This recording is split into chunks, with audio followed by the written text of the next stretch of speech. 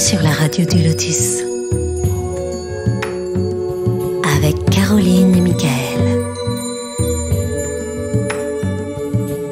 La radio du Lotus, on l'écoute partout dans le monde.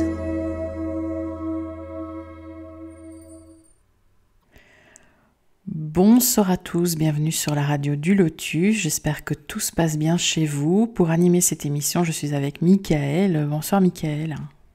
Bonsoir Caroline et bonsoir à tous, nos amis du Lotus.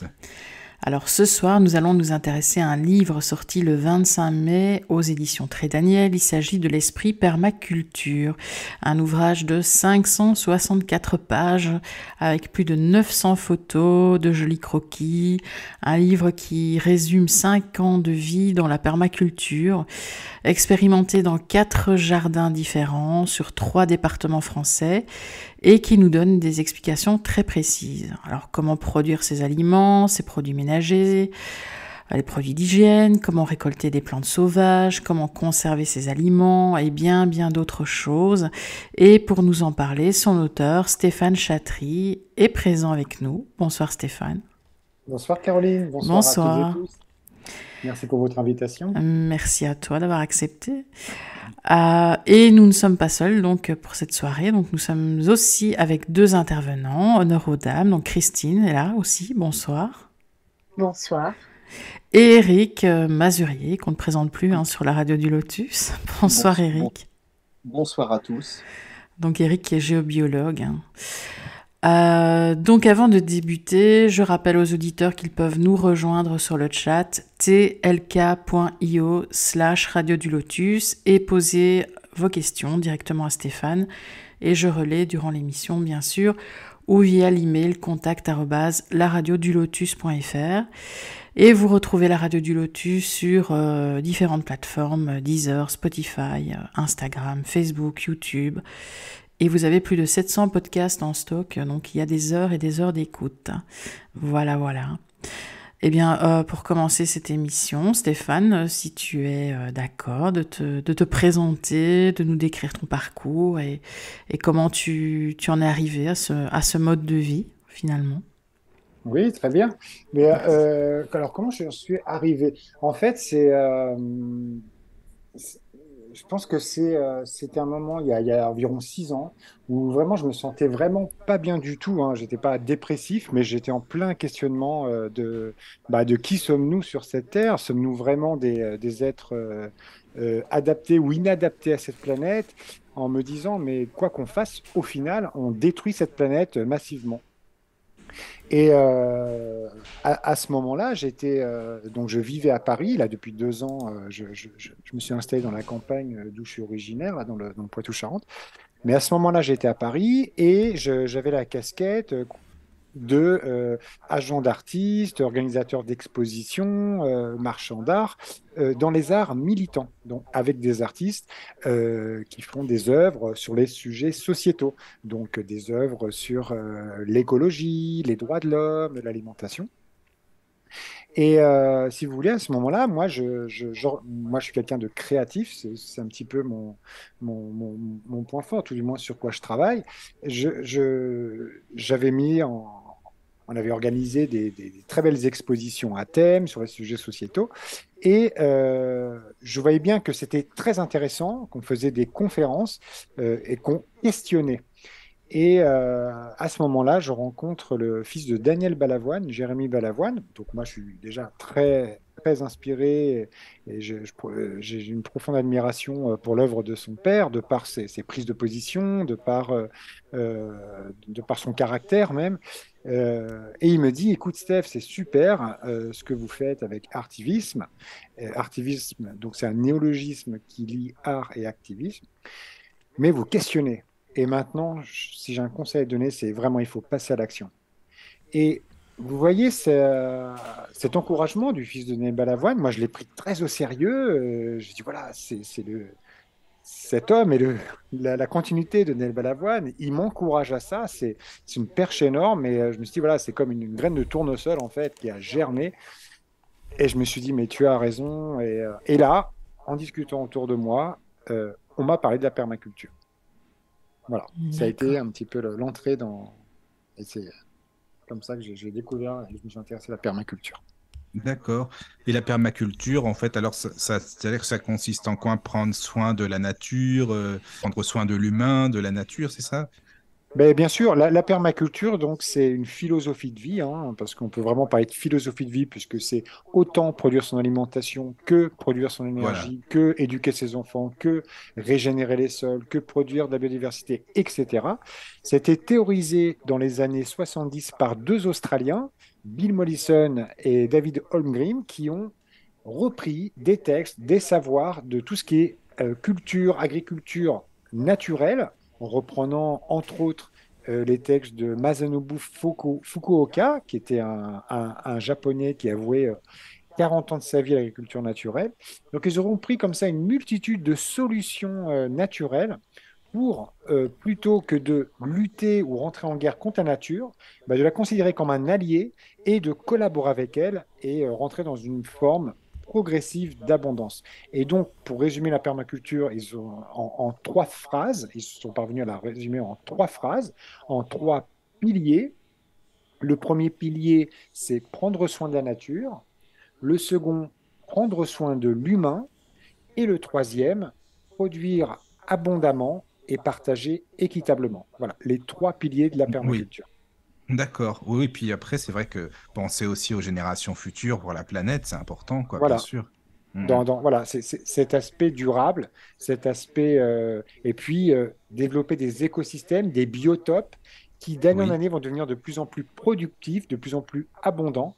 Et c'est là où c'est très intéressant parce que finalement, c'est une autre voie que celle du potagisme conventionnel ou de l'agriculture intensive agrochimique. C'est vraiment une oui. voie quasi opposée, on pourrait même dire Mhm. quasi Mhm. opposée. Oui, c'est vrai. D'ailleurs, je voulais dire, c'est Patrick Baronet qui a fait la préface de ton livre et qui Oui, a créé la autonome. maison autonome. Et c'est marrant parce que je l'avais vu en conférence il y a quelques temps, lui en plus. Et Oui, quand j'ai vu oui. la préface, je dis, tiens, c'est marrant parce que et il avait fait une super conférence Ah, en il est décrivant extraordinaire, très hein. bien. Il est bien, hein, il est vraiment Ah, il est bien. formidable. Il a une approche de Euh, philosophe, même dans oui, sa. exactement, ouais. Hmm, C'est ça, c'est ça. Et c'est une philosophie de vie aussi, hein, de ne pas être dépendant de tout ce que cet État, tout ça, ce qu'on nous propose, plutôt bien pour sûr. l'industrie en réalité. Enfin, c'est pas autre chose que ça, quoi. Et ce que j'aime bien, c'est que tu parles beaucoup de partage aussi dans ton livre, justement, partager Bah, avec les c'est la autres, base. Bah, c'est la exactement. base. En fait, c'est un livre sur l'autonomie. La permaculture, ça parle principalement de quête d'autonomie, mais à ne pas confondre avec l'autarcie. L'autonomie, c'est du lien social. On Oui, voit par exemple une ferme comme la ferme du Bec et Loin, qui avait été dans le film Demain. Bon, bah, ils ont une production alimentaire qui est colossale. Ils ont réussi même à prouver et faire travailler des scientifiques pour acter les choses. Ils ont réussi sur 1000 mètres carrés à produire autant qu'un conventionnel sur 10 000 mètres carrés. C'est-à-dire sur un espace 10 fois plus petit, ils produisent autant. Et bon, après la qualité nutritive, n'en parlons même pas, c'est juste, ça n'a rien à voir. Mais oui. ils disent, on ne pourrait pas s'en sortir tout seul. Voilà. C'est-à-dire qu'ils ont besoin de leurs collaborateurs qui ont à côté un petit centre équestre, ils ont besoin de telle personne. Donc c'est quand même un appel au lien social, à la solidarité, la permaculture. Ce n'est pas une quête d'autarcie, comme on peut voir dans un mouvement qu'on appelle le survivalisme, où je suis tout seul, je fais tout, je me débrouille tout seul. C'est pas la même chose. Là, Non, c'est différent. c'est tout à fait différent. C'est vraiment un appel au lien social et à Ouais, c'est l'entraide. ça. C'est ce que je ressens hein, en lisant ton livre, Mhm. justement. Ouais. Ouais, la Sur le biodiversité. chat, il y a une question Oui, de Guillaume qui demande, donc il dit bonsoir à tous. bonsoir Guillaume. Bonsoir Guillaume. Alors il demande si c'est lié au véganisme. Bah, absolument pas du tout. Alors, moi, en tant qu'ancien citadin, j'ai passé 21 ans à Paris. Moi, je m'étais tourné vers le végétarisme. Donc, dans le végétarisme, on a le droit de manger des œufs, on a le droit de manger du laitage, mais on ne mange pas de viande ni de poisson. Moi, j'avais testé ça. Pourquoi? Je l'ai fait pendant 4 ans parce que je n'étais pas d'accord avec la maltraitance animale, avec les élevages intensifs, avec les doses de médoc qu'ils Mhm. prennent. Voilà, je n'étais pas d'accord avec ça. Donc moi, quand je ne suis pas d'accord avec quelque chose, je fais la chose la plus radicale et la plus efficace, selon moi, qui est le boycott. C'est-à-dire, je ne suis pas d'accord, donc je n'achète pas le produit. Et c'est comme ça qu'on peut faire s'effondrer des industries ou voilà, des colosses qui nous semblent comme Amazon, Ouais, l'agroalimentaire. insubmersibles. Mais au final, si on n'achète pas, comme disait Coluche, dire qu'il suffirait de ne pas acheter pour plus que ça se vende, C'est c'est vrai. exactement ça. Eh bien, donc j'ai testé ça, le végétarisme. Et donc, je me suis dit, je remangerai de la viande à partir du moment donné où je pourrais produire ma viande. Parce que sur un biotope en permaculture, on peut très bien avoir des poules et manger certaines de ces poules ou des canards. L'idée, c'est dans ce biotope de produire de la biodiversité et de la prolifération de cette biodiversité, produire notre alimentation. Moi, c'est dans ce sens-là que je vois la permaculture. Je la vois j'essaie d'avoir de manière vraiment radicale, c'est-à-dire aller à la racine des choses. C'est ça, c'est d'abord produire de la biodiversité, du vivant, et de là produire mon alimentation. Eh bien, pour en venir au véganisme, le véganisme, c'est on mange uniquement des végétaux. Eh bien, moi, je m'y suis intéressé, j'ai rencontré beaucoup de personnes véganes, des gens qui ont ouvert des restos véganes, etc. Donc, je me suis dit, OK, je comprends. Il y a un vrai respect par rapport à ça, à l'animal, etc. Et puis, finalement, en travaillant dans des jardins naturels, j'ai développé 4 jardins en même temps dans un hôpital de jour, dans une entreprise, le mien et chez un couple de particuliers. Eh bien, je me suis rendu compte que je n'arrêtais pas de tuer des animaux, en fait, moi. Je déplace une bûche, j'écrase un escargot, je creuse pour planter mon pied de courgette, je tue un ver de terre. Je n'arrêtais pas de tuer, en fin de compte, puisque j'ai une prolifération de vivants dans mon jardin naturel qui est colossale. Et je me dis, mais en fait, OK, dans le mouvement du véganisme, c'est pas, on ne tue pas l'animal, etc. Mais en fait, c'est pas possible, quoi. Je veux dire, on est obligé de tuer, en fin de compte. Et puis au final, je dis, de toute manière, la mort fait partie de la vie, en fin de compte, quelque part. Et je vois comment ça se passe c'est quand un insecte décède, on voit à des cloportes qui décèdent, et bien ça crée du phosphore, et c'est de ce phosphore que vont se nourrir les plantes, donc c'est la chaîne. Et donc je me suis dit, au final, moi, pour conclure là maintenant sur l'aspect du véganisme, pour moi, d'une manière totalement subjective, le véganisme, pour moi, c'est de l'extrémisme. C'est trop extrême pour moi, je pense. Parce que quand on travaille sur l'autonomie, quand on travaille sur cette quête purement écologique, qui est de produire bio, naturellement, en local, eh bien, la viande d'un animal qui grandit en plein air, pour moi, aujourd'hui, j'en suis revenu, puisque j'achète de la viande à des producteurs locaux, qui sont à moins de 20 km de chez moi, qui ont des élevages de poules ou de vaches 100% plein air, et qui, à un moment donné, eh bien, sont abattus. Et après, reste juste l'histoire de l'abattoir qui pose encore problème, mais j'ai bon espoir que l'abattage à la ferme puisse se démocratiser et que ce soit les professionnels de l'abattoir qui viennent abattre la bête sur place. Mais donc, pour finir, voilà, ce n'est pas une histoire de véganisme. Au contraire, moi, dans les permacultures, je connais même très peu de végétariens, hein. Je connais beaucoup de gens qui mangent un peu de viande, mais de la viande bio, locale, d'animaux qu'on vit extraordinaire. D'accord. Ouais, mais ça se comprend. Enfin, ça me Ouais, paraît c'est logique. Moi, Ouais. bah oui, oui, oui, oui, oui. Et s'il y a d'autres questions, Christine, Eric, n'hésitez pas aussi, hein, évidemment, bien sûr. Oui, C'est- oui, Ben, tout à fait. ah non, vas-y, Eric.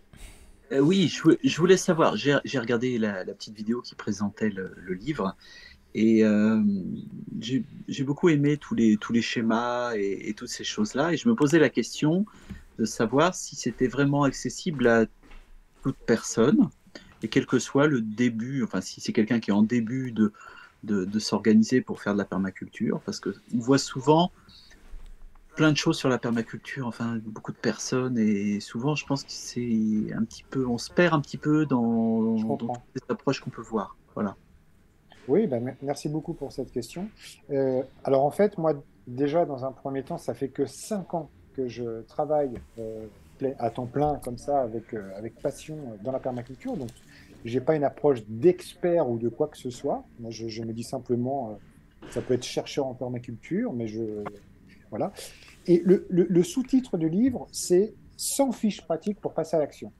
Donc, pour répondre à votre question, c'est un livre très accessible et d'ailleurs qui s'oriente principalement à des gens qui veulent se lancer ou tout du moins qui ont commencé mais qui vont avoir des réponses complémentaires. J'ai pas, donc, il n'y a pas une grande approche scientifique dans mon livre. Il y a de la spiritualité, il y a de la beauté, il y a de la poésie, mais il n'y a pas une approche scientifique poussée comme peuvent l'avoir des associations comme Vers de Terre Production, comme des grands spécialistes de tous ces secteurs-là. Moi, c'est vraiment un ouvrage pour se lancer. Et ça répond à cette idée, à cette perche tendue ou cette graine que m'a plantée Jérémy Bavin, en me disant maintenant, il faut passer à l'action. Et moi, à l'issue de son encouragement, j'ai créé ma chaîne YouTube.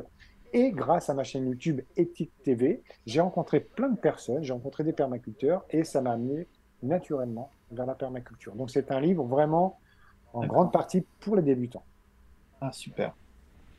Ah oui, moi je confirme, hein, je suis Oui, complètement... moi aussi, c'est ce que j'allais dire. je ne connaissais pas du tout et il se lit, mais vraiment... Alors quand on voit le gros pavé, on se dit, oulala, mais il se lit hyper facilement. C'est vrai que c'est un gros bouquin, par contre, c'est un gros Oui. livre. Bah, Là, il ça, est c'est très sûr. gros, à notre grande Oui, oui. surprise. Bon, c'est presque 2 ans de travail quand même, quoi. Oui, Entre c'est ça. entre la décision et puis entre l'arrivée du bouquin dans les cartons de la maison, il s'est passé 2 ans. Mais je ne pensais pas, même l'éditeur, que ça serait aussi gros. Mais les textes sont quand même un peu gros. Voilà, donc la typo est quand même assez grosse, quoi. Bah, elle aurait pu être un peu. Mais moi, j'avais vraiment cette envie d'une lecture facile et très accessible. Et puis, bah, surtout, moi qui suis une personne de l'image, parce qu'à l'origine, quand j'étais jeune, j'étais dans la bande dessinée, eh bien, il y a cet aspect un peu bande dessinée par toutes ces photos carrées. Et ce sont toutes les photos que j'ai diffusées sur tous mes réseaux sociaux ces 5 dernières années. Et en fait, ce livre, c'est tout simplement un recueil de 5 ans de travail. En tout cas, c'est une réussite, hein, Stéphane. Moi, je te le dis, franchement. Bah, merci, Voilà, quoi. c'est très gentil, merci beaucoup. Et On verra dans tu n'as les même pas années. vu les photos en plus. Ben non, mais je peux pas. Non. Bah oui, ça, c'est voilà. sûr, je peux. Mais Mais, non, c'est bien documenté. Et en plus, Oui. tu fais participer tes enfants et tout, donc...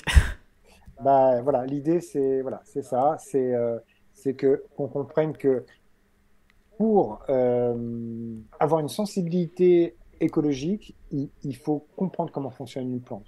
Et c'est pour ça que j'étais très content d'avoir pu, pendant 1 an, travailler dans un hôpital de jour avec des adolescents qui ont des troubles psychiatriques importants, de la schizophrénie, de l'autisme, etc. Et de voir chez eux que ça crée quelque chose de partir de la graine, de la faire germer, d'intégrer le plant dans le jardin, de le soigner, de le faire grandir, de le voir fleurir, de voir son fruit arriver, et ensuite de s'en régaler, et ensuite de conserver les graines et de repartir l'année d'après. Et j'ai vu que ça, c'était vraiment très thérapeutique. Et Est-ce que là, j'ai- on a... Voilà. Excuse-moi.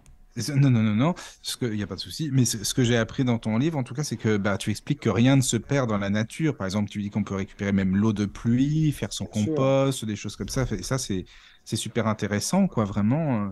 Parce que Même nous, nos excréments. Je veux Oui, dire, oui, ça va c'est- même jusque-là. C'est une aberration de Oui. jeter nos excréments et encore plus de les jeter dans l'eau.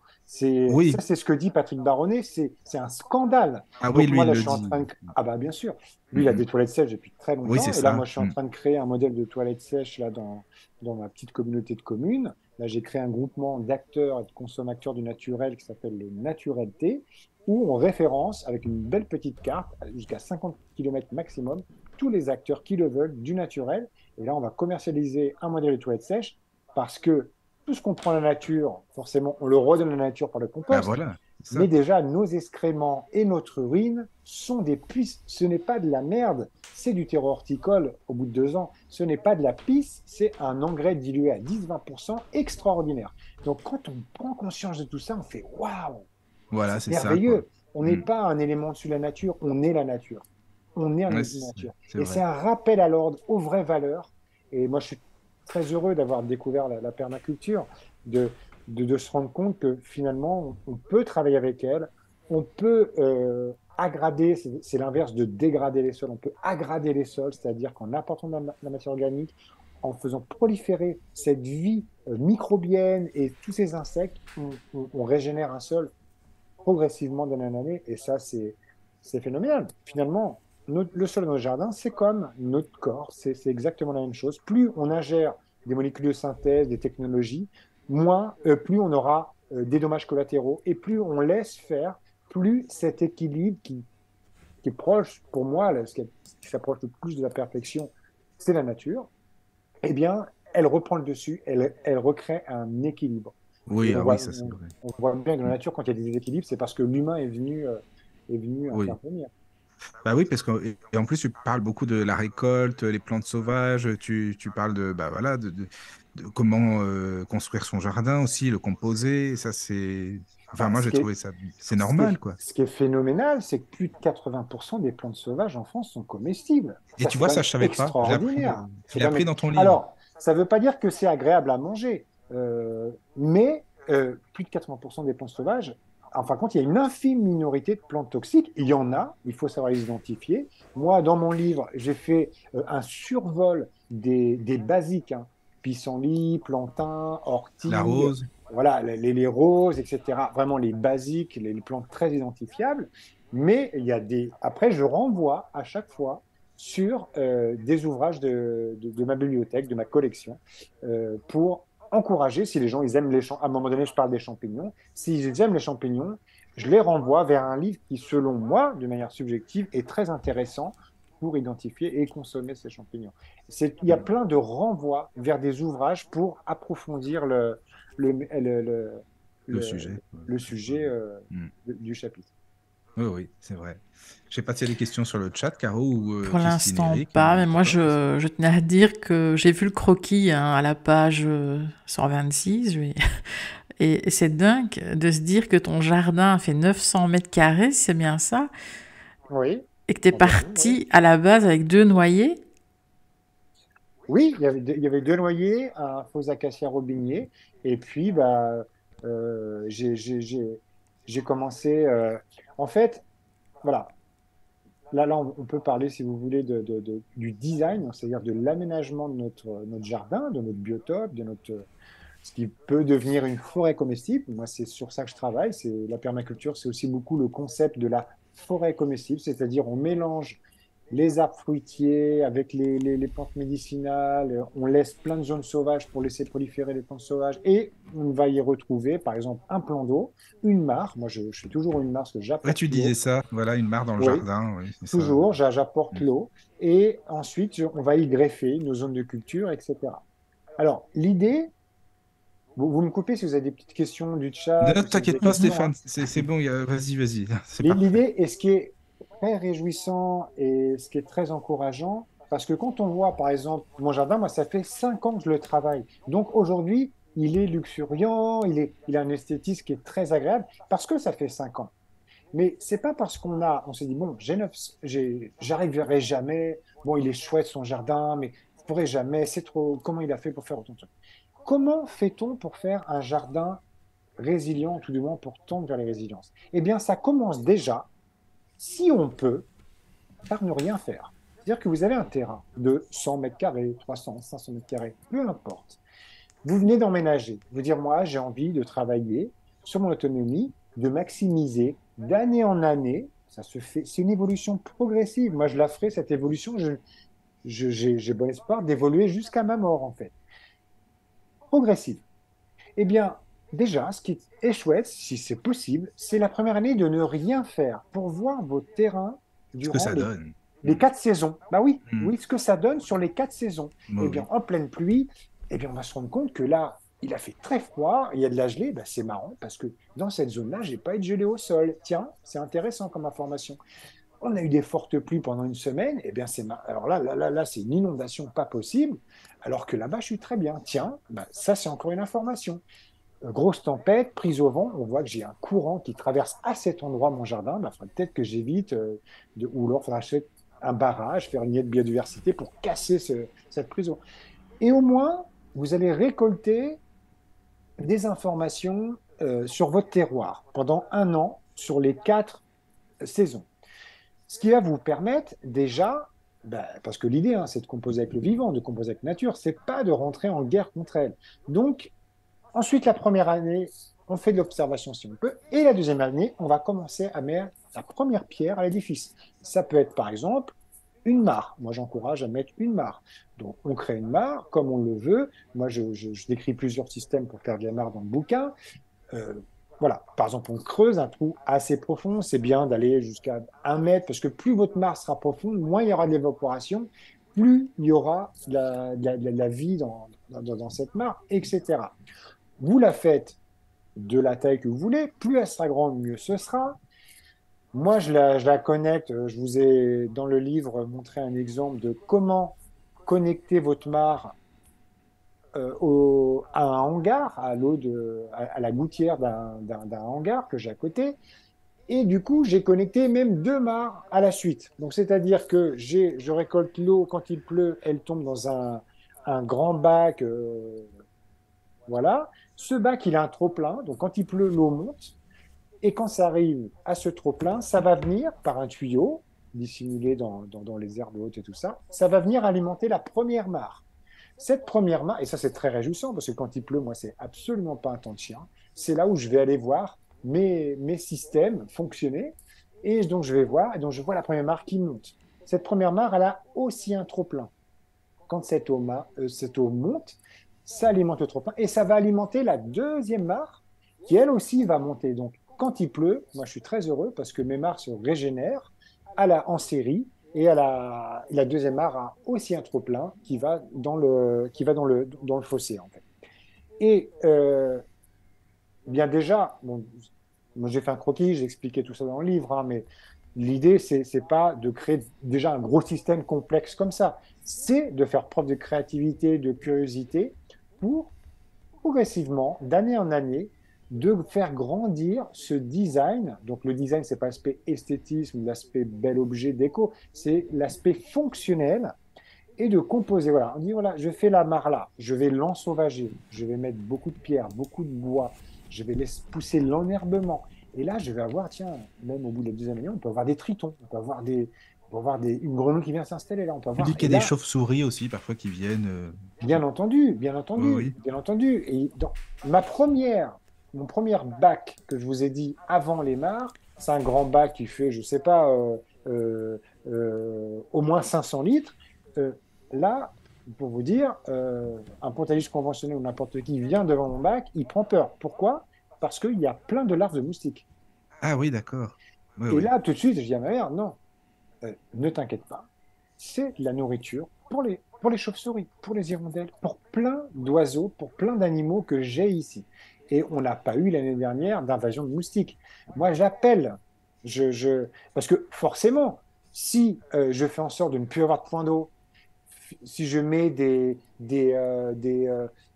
maintenant ils font des émetteurs d'ondes radio ou je sais pas quoi, d'ultrasons pour faire avec tout ça.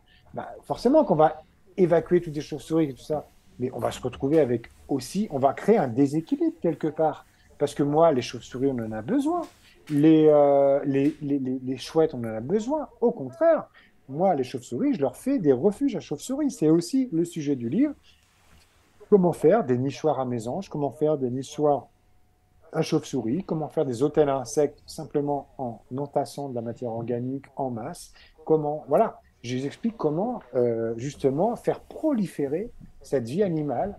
Et voilà. Et donc pour finir sur l'aspect création de notre biotope, l'aspect design, eh bien, dans une année, vous allez développer une zone de culture. Dans le livre, j'explique plusieurs façons de faire des zones de culture. Je vais vous en donner une très rapide. Eh bien, vous arrivez avec votre tondeuse, vous tondez l'herbe, vous détournez, vous délimitez cette zone-là avec, par exemple, ce que vous avez sous la main. Soit vous avez des planches, soit vous avez des grosses pierres, soit vous avez des bûches. Par exemple, on prend l'exemple de bûches. Eh bien, je fais une grande zone, par exemple, qui va faire, allez, 4 mètres de long, 1,50 m de large.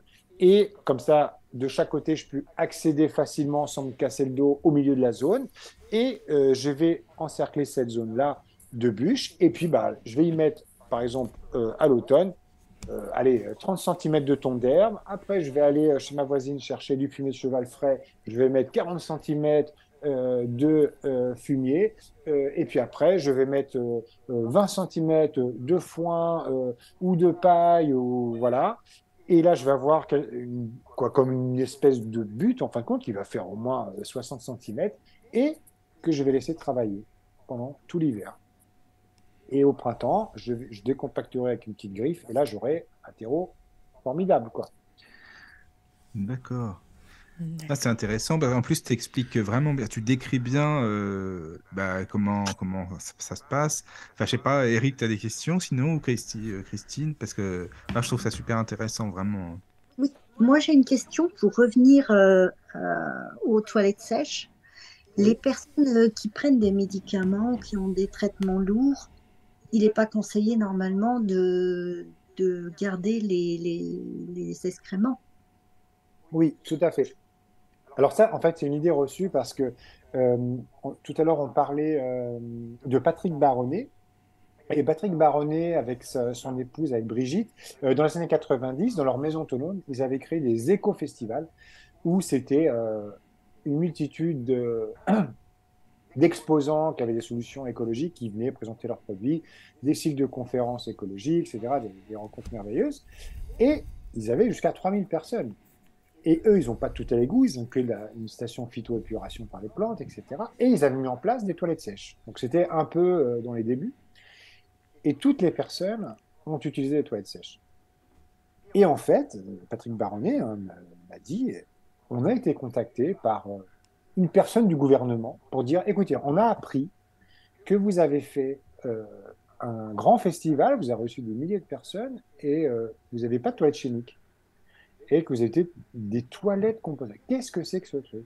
Parce que visiblement, vous n'avez pas eu de problème sanitaire. Il dit absolument pas.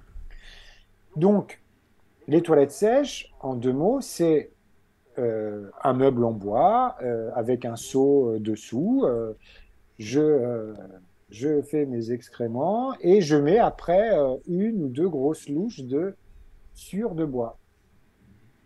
Donc la sciure de bois va venir absorber tout de suite l'aspect humide des excréments et de l'urine. Ça va faire comme une éponge et ça va aussi bloquer littéralement les odeurs.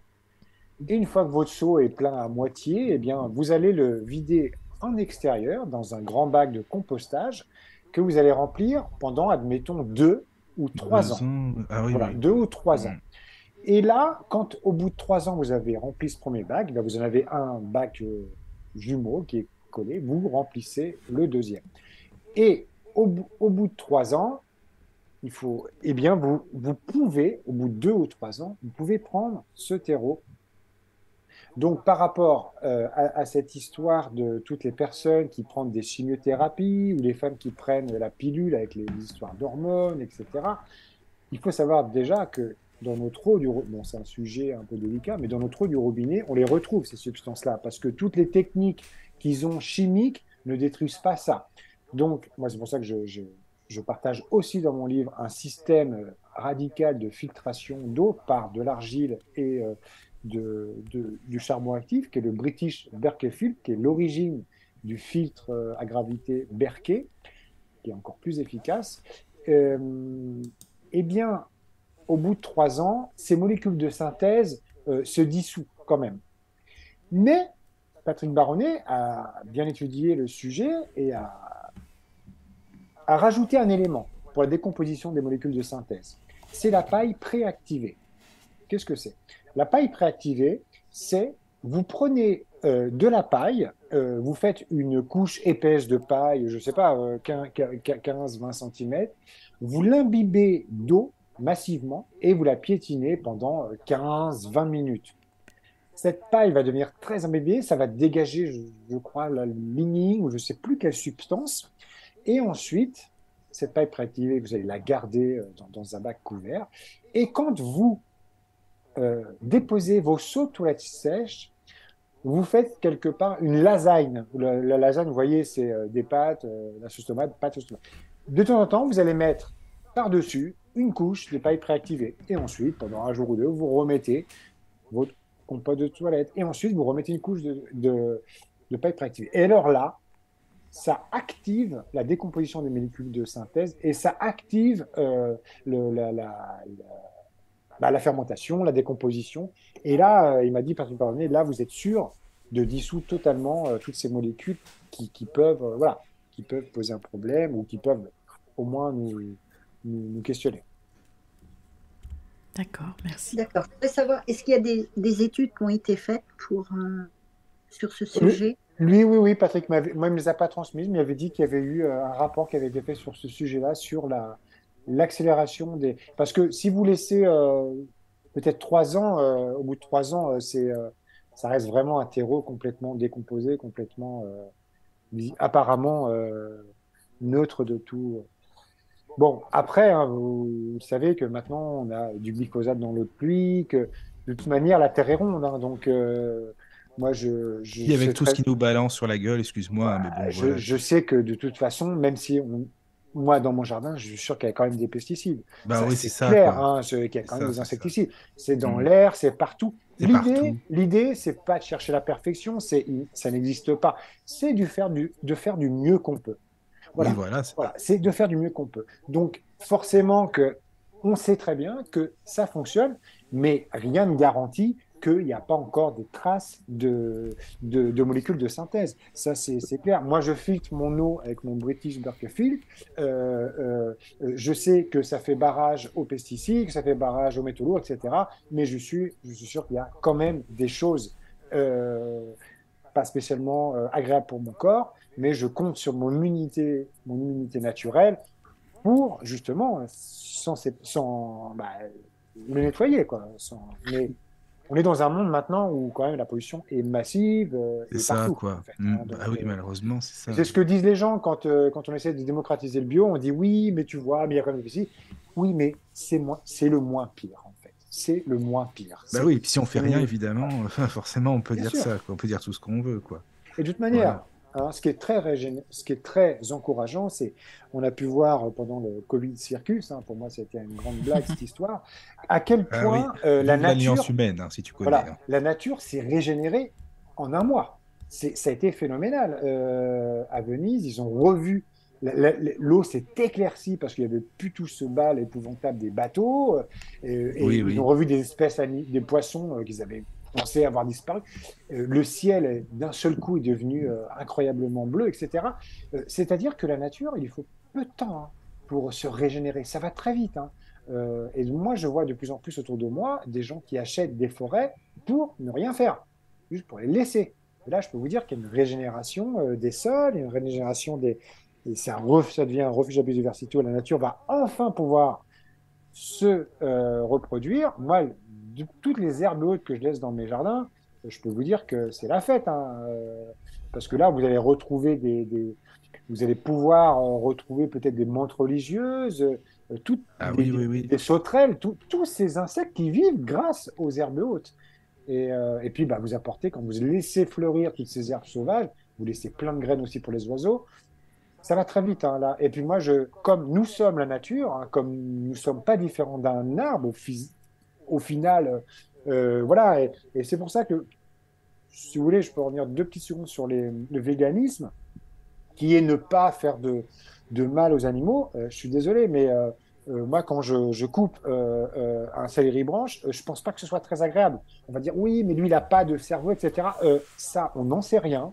Pour moi, on sait très bien, les scientifiques ont déjà fait des études sur les plantes. On sait très bien maintenant, par exemple, quand une salade se fait manger une feuille par une limace, eh bien, elle modifie sa sève pour la rendre moins digeste. Donc, c'est-à-dire que si, il se passe quelque chose. Donc, quand je scalpe un céleri branche, quand je coupe une salade, à mon avis, c'est violent, c'est une mise à mort. Donc, pour moi, qu'une poule, c'est pas plus méchant que de couper un arbre ou de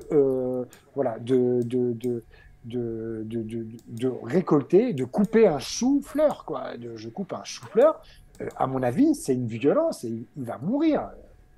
On dit oui, mais il n'a pas de cerveau, il n'a pas de système nerveux. Mais moi, je pense que c'est une agonie. Moi, je pense qu'il ressent que... Enfin, oui, quand même. Je veux dire, c'est pas non plus... c'est vivant, quoi. Ouais, mais c'est la vie. La vie, elle est basée sur ça. On Ah enlève la oui, vie tout le temps. Quand on voit comment ça se passe dans la nature, on voit le serpent, il arrive d'un seul coup, hop, il chope un lézard et le bouffe. Eh ben, c'est c'est pas une ça, partie de quoi. plaisir, hein. Mais c'est ça la vie. Il faut pas avoir C'est peur de ça. ça. Il faut pas, parce que c'est sûr que le véganisme, oui, mais c'est inadmissible, tout ça. Il faut pas manger les animaux. Mais attends, quand un rapace se jette sur un campagnol, c'est normal. Alors ça voudrait dire quoi? Il faudrait interdire tous les charognards, tous les carnivores d'arrêter. Il faudrait interdire les renards d'aller manger les lapins. Non, pour moi, ce n'est pas juste. Moi, je fais une différenciation entre, j'en parle dans le livre, de la radicalité, et la radicalité positive, aller à la racine des choses, et l'extrémisme. L'extrémisme, c'est autre chose. Ça, c'est toxique, mais la radicalité, c'est vraiment aller à la racine des choses. Et pour moi, c'est ce que je tâche de partager par mes projets et par ce livre. Oui. Je sais pas s'il y a des questions, Caro, excuse-moi, sur le Euh, chat ou oui, Eric ou... il oui. y a des Alors moi, questions. Ah, vas-y, Christine. oui, je voudrais juste revenir sur les toilettes sèches. Donc, du coup, ce qu'il faut retenir, c'est d'attendre Oui. 3 ans. Pardon? Mieux, c'est de laisser tout se décomposter Ah oui, pendant 3 ans et après, on peut s'en servir. tout à Voilà. fait. Après, ça pose un problème aux personnes, à certaines personnes, et je le conçois, de mettre ce terreau, même après 2 ou 3 ans, au pied dans son potager. Bon, ça peut être un blocage pour certains, ça je le conçois. Moi, non, parce que moi, je collecte mon urine dans le jardin, je n'ai pas de problème avec ça. Mais ça peut très bien être au pied de vos fruitiers. Vous pouvez mettre un paillage, mettre vos terreaux horticoles au pied de votre poirier. Il en sera très ravi avec une bonne couche de paillage dessus. Et là, vous ne le mettez pas directement au pied d'une salade que vous allez manger dans 2 mois, voilà, dans un mois, voilà. Donc, mais c'est vraiment ça que là, on va lancer avec notre modèle de toilette compostable. Ce n'est pas de la merde, c'est du terreau horticole extraordinaire. Vous vous rendez, moi, je vais faire des calculs là pour me rendre combien en volume ça représenterait par personne par jour et le multiplier. Par exemple, moi, là, on est 500 000 habitants dans mon village et les petits villages environnants, de voir quelle serait la production sur un mois. À mon avis, on va tomber sur le cul, hein. Mais même Excusez-moi, de l'eau dans les chasses d'eau, ça dépense à fond, quoi, je veux dire. Lolo, mais je crois que c'est un tiers de la consommation. C'est hallucinant, c'est aberrant. Mais surtout, ne jetons pas nos excréments, c'est de l'engrais pour notre alimentation. Ne jetons pas notre urine, c'est un engrais pareil pour notre alimentation. Le monde tourne à l'envers, hein, en grande partie. Et c'est là où c'est réjouissant la permaculture, c'est que c'est un mouvement qui est dans les années 70 et qui est pour moi un mouvement militant qui naît comme ça dans les années 70, en pleine explosion de l'industrie, en pleine explosion de la mondialisation, qui est là pour dire non, non, mais on se plante là, on va dans le mur. Et donc ça fait 50 ans que ça existe. Eh bien, ça n'a jamais été autant d'actualité. Et je peux vous dire que moi, je fais des petits stages sur un mois avec mon épouse, donc permaculture au jardin et transmission culinaire, où moi, je transmets sur le week-end, dans la théorie et dans la pratique, les bases de la permaculture. Et mon épouse, elle, va faire pour nos stagiaires des repas avec principalement des produits bio et locaux. Elle a une base, elle est libanaise, donc elle a une base de cuisine méditerranéenne, mais qu'elle fait à sa manière, de manière créative, des recettes simples. Et là, elle fait un BTS en diététique, donc elle va être diététicienne, et avec des petits conseils en diététique. Et ça, c'est notre but à venir. Là, on est en train de voir pour acheter la ferme de mes grands-parents, là où je fais mon jardin depuis 5 ans, pour en faire un lieu de bien-être, comme C'est il bien en ça. fleurit partout, où ce sera la permaculture, la diététique, et aussi l'aspect sportif. On pratique du sport. Et D'accord. voilà. Donc, dans une quête de partage, de Ah ben ça, s'autonomiser, de partager. c'est bien ça. Ça, c'est vraiment bon. Bah écoute, on arrive à te voir. Voilà, vous serez les bienvenus Voilà. C'est avec grand gentil. plaisir. C'est Et gentil, on fera vraiment. des conférences, des rencontres. Avec plaisir, vraiment, avec grand partager plaisir. Hmm. ces Je sais belles pas s'il y a des choses. questions sur le chat, Caro, Alors sinon oui, il y a d'autres sujets sur après, je sais le, pas. sur le chat, il y a Thalassa qui dit je fais des bacs en lasagne, une couche de carboné, une couche d'azoté. Tout en bas, je pose une couche de carton marron sans encre pour éviter les remontées de bestioles à Ouais. partir du sol. Est-ce une bonne idée d'installer ce carton? Alors, le carton, c'est pas pour faire remonter les bestioles, c'est pour les herbes, pour les herbes spontanées qui vont venir. Voilà. Parce que les bestioles, les insectes, c'est eux, nos travailleurs. C'est eux qui travaillent. Déjà, faut pas croire que c'est de l'exploitation. Ils travaillent principalement pour eux et indirectement, sans vraiment le savoir, ils vont travailler pour nous, en fait. C'est ça qui est intéressant. C'est qu'on n'est pas dans un... C'est vraiment, ils font ce pourquoi ils sont faits. Mais le carton, alors ça fonctionne super bien. Vous prenez des cartons non imprimés. Je vais vous dire le pour et le contre. Des cartons non imprimés, en effet, parce qu'il n'y a pas d'encre dessus. Vous posez le carton, comme on l'a dit tout à l'heure, vous tondez l'espace que vous voulez, sur lequel vous voulez créer votre zone, vous posez le carton au sol, et ensuite vous faites vos lasagnes. Bon, donc ça peut être de la tonte d'herbe, après du fumier, après du terreau ou du compost, et après un bon paillage. Là, ce carton, et là vous arrosez bien. Et là, le carton, il va boire toute l'eau, il va éviter les plantes dessous.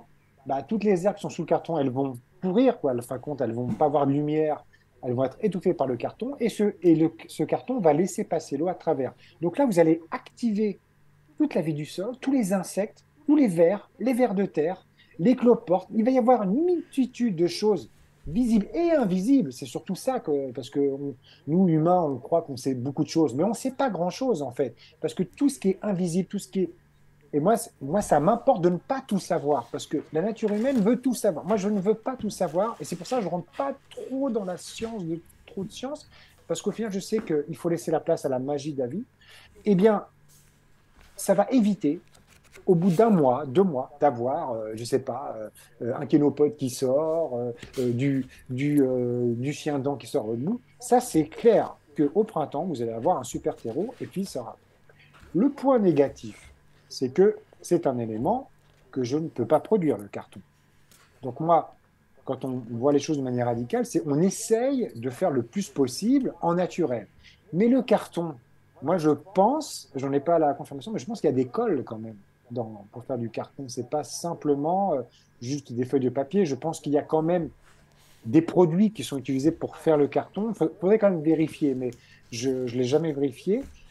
Euh, mais je pense qu'il n'y a pas que du naturel, en fait. Voilà, tout simplement, il n'y a pas que du naturel. Mais c'est très efficace. Et moi, je l'ai fait avec carton, mais je fais sans carton. Et ça fonctionne. Après, comme je vous dis, là, ce que vous allez avoir 4-5 mois après, ça va être une terre assez décompactée. Donc, les herbes envahissantes, les herbes sauvages, vous allez très facilement pouvoir les arracher. Voilà. D'accord. Bah, merci pour Thalassa.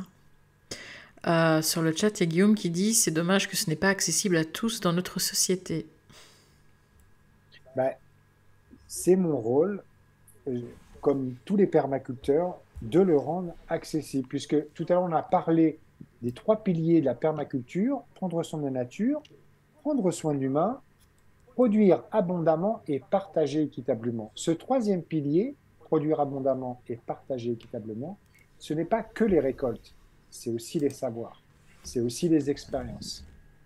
C'est pour ça que moi, sur ma chaîne YouTube Ethique TV, ethique.fr, tv.fr, ethiquetv.fr, et bien depuis 5 ou 6 ans, je partage tout ça. Mon jardin, vous avez au moins 13 épisodes depuis les débuts. À chaque fois que je ressens le besoin de faire une vidéo parce qu'il y a quelque chose d'intéressant à partager, je le fais et je fais une vidéo. Et il y a les vidéos avec Patrick Baronnet, dont on parle depuis tout à l'heure, qui a fait la préface de mon livre, où pendant 1 heure, je vous embarque avec Patrick Baronnet pour une visite de près d'1 heure de toute sa maison et des différents systèmes qu'il a à l'extérieur de sa maison. Et donc, moi, je m'efforce de faire des vidéos dans un concept que j'ai appelé Reality Movie, je ne sais pas pourquoi je l'ai mis en anglais, où je tâche de faire le plus possible de vidéos en une prise. Pourquoi ? Tout simplement pour pas qu'il y ait d'artifice, pour pas qu'il y ait de montage, il y a juste un générique de début et un générique de fin, mais pour garder la discussion dans son originalité, qu'elle reste naturelle, en fait. Donc voilà. Donc, la question, oui, eh bien, moi je rêverais que ce soit comme ça dans tous les jardins des écoles primaires, des collèges et des lycées, mais l'institution, moi, je force pas les portes, c'est simplement des gens qui me recommandent, donc je propose. Eh bien, on voit que l'institution, elle commence à bouger, mais vraiment gentiment. Donc, il y a eu un projet là, et puis finalement, ça s'est pas fait. Donc, je sais pas pourquoi. Moi, le projet était carré, ils n'avaient pas d'argent, je crois. Pourtant, je ne demande pas des cachets exorbitants. Et pour moi, le fait de transmettre ça à des étudiants, c'est le rôle de l'école, pour moi, Mais d'apprendre. c'est important pour la suite, quoi. Mm. Enfin, je veux dire, c'est une transmission quand même. Voilà, Bah, et puis, quoi. c'est pas du blabla. Et puis, c'est pas du... On Oui, met les mains voilà, dans la terre. c'est pas On du peut chiquet, montrer ouais. des livres, on peut faire des trucs, machin truc. Mais là, c'est non, non, non. Vous venez, il pleut, mais c'est pas grave. On doit planter notre Oui, pommier, oui, oui. notre poirier. On y va. C'est ça la réalité de la C'est vie. ça, Et oui. donc, c'est là Mm. où on apprend à être écologiste, apprendre comment fonctionne la nature. Et puis, bah, même dans les lycées, dans les établissements scolaires, on a des cantines. Je comprends pas pourquoi les jeunes apprennent pas à cuisiner, purée. Et pourquoi ils apprennent pas à faire pousser leur nourriture? Pourquoi ils apprennent pas à cuisiner? Pour moi, il y a tout. Il y a les Ben espaces oui. verts, etc. Donc pour moi, c'est la base de la vie, c'est ça. Et Mm, mm, mm. donc on est encore dans un vieux système bien archaïque, et ça se fait dans les écoles alternatives. Donc moi, j'ai réalisé un film qui s'appelle Tous résistants dans l'âme, avec le docteur Louis Fouché, qui est un film long métrage de 2 heures et quart, qui est actuellement en salle depuis 7 mois, donc pas dans toutes les salles, dans les cinémas qui veulent l'accueillir, qui est en général porté par des collectifs qui se mettent en marche pour que Tous résistants dans l'âme soit diffusé. Et c'est un film qui vous présente la permaculture au sens holistique. On est allé à la rencontre de 25 personnes euh, qui, qui et on fait un survol de la production alimentaire, de la semence reproductive, des écoles alternatives, des monnaies locales, de la santé intégrative. Voilà, des sujets vraiment qui nous importent vraiment. Et on est allé voir des gens, mais uniquement en France. C'est dans la dynamique du film Demain, mais c'était pas pour faire un volet comme Demain. Moi, je l'ai fait tout naturellement avec Louis Fouché parce que c'est lui comme moi, on est dans la permaculture et donc du coup, on est allé voir ceux qu'on aime. En grande partie, moi, c'est des gens que j'avais déjà filmés avec Ethique TV et c'est un film donc c'est là où c'est novateur par rapport à la période qu'on vit. C'est un film positif, de bonnes nouvelles.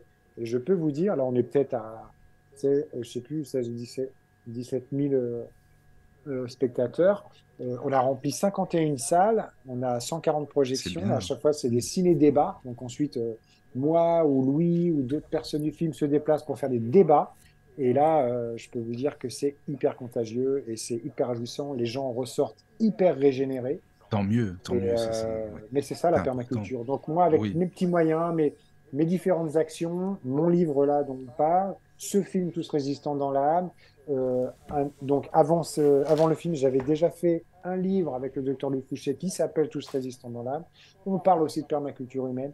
Et bien on essaye d'essaimer le message, hein, l'essaimage, hein, vous voyez l'image de l'essaimage.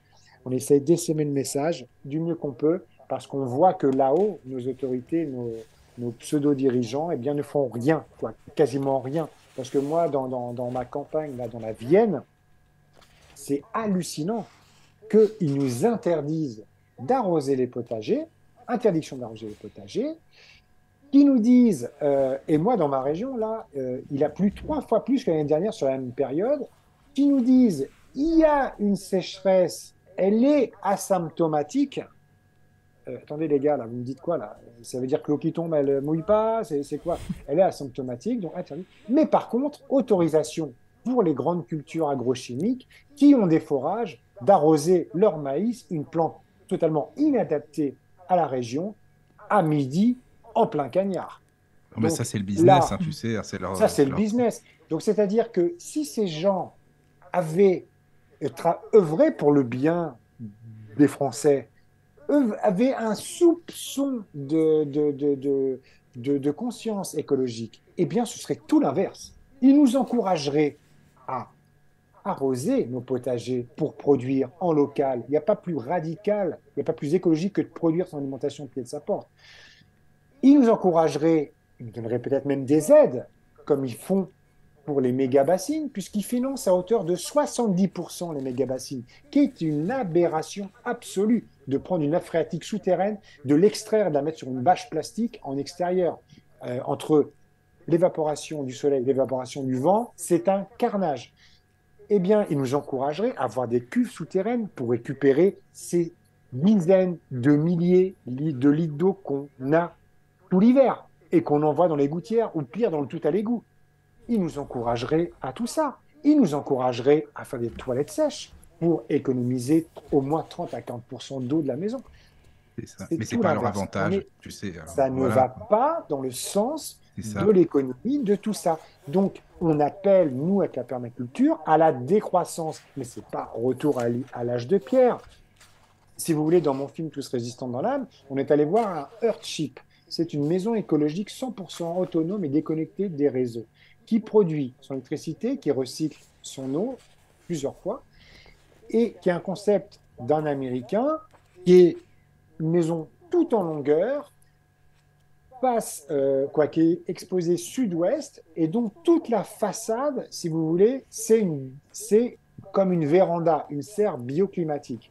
Et ensuite, vous avez que des fenêtres derrière. Donc, dans ce premier grand couloir sous verre, là, ils produisent leur nourriture. Là, c'est comme une serre, ils produisent toute l'année de la tomate, etc. Et les pièces sont côte à côte sur toute la longueur de la maison et tout l'arrière de la maison, côté nord, est enterré. C'est-à-dire qu'ils ramènent une grosse butte de terre. Donc là, c'est extrêmement intelligent. Vous bénéficiez de la géothermie, vous bénéficiez comme d'une maison troglodyte, vous bénéficiez du soleil qui chauffe votre maison. Et là, ils produisent avec des panneaux solaires leur électricité et ils récoltent sur 300 mètres carrés de toiture des dizaines de millilitres d'eau toute l'année. C'est une claque. Oui, moi, quand je l'ai visité, c'est une claque totale. Et en plus, la maison, quand vous êtes là-dedans, c'est du torchis, c'est en matière laine de chanvre, etc. Qui est nu toute l'année, avec dessous, c'est du verre concassé, fondu, je ne sais plus quoi. Après, je sais plus que des matériaux. C'est naturel, quoi. Tout naturel, hyper intelligent. Et ben, quand vous êtes dans cette maison, déjà, il y a un taux de luminosité qui est extraordinaire. Vous prenez une claque. Putain, mais comment ça se fait qu'il n'y en a que 1000 dans le monde, quoi. Et ça marche aussi bien au Canada, en Afrique, en France. C'est hallucinant. Et je crois même que l'architecte de cette maison-là a perdu son accréditation architecte parce que c'est inadmissible. Et c'est ça qui est intéressant. Et moi, maintenant, de plus en plus, quand je vois que nos dirigeants, quoi, je pense qu'on est clairement sous un régime totalitaire, un déferlement totalitaire tout du moins, interdisent une chose, il faut s'y intéresser. Parce que ça veut dire que là, on va vers une autonomie. On enlève des produits. Et il y a beaucoup de choses comme ça, comme l'argent collégial, il y a plein de choses comme ça. Je me dis, attention, ils sont en train d'interdire ça. Donc, voilà. Et dans mon film, on parle du purin d'ortie qui, dans les années 80, avec Bernard Bertrand, il y avait une vraie volonté du pouvoir à interdire ce qui était potentiellement toxique. Et donc, à l'époque, les médias n'étaient pas pieds et mains liés par leurs annonceurs comme aujourd'hui. Donc, en fait, ils ont gagné. Ils ont créé les Amis de l'Ortie, la presse a récupéré le sujet et finalement, l'interdiction a été levée. Et donc, aujourd'hui, on peut vendre en jardinerie des purins d'ortie. Mais tous les autres purins, prêles, consoude, bourrache, sont toujours interdits. Donc, c'est-à-dire que quand ils interdisent un truc, c'est que ça marche, en fait.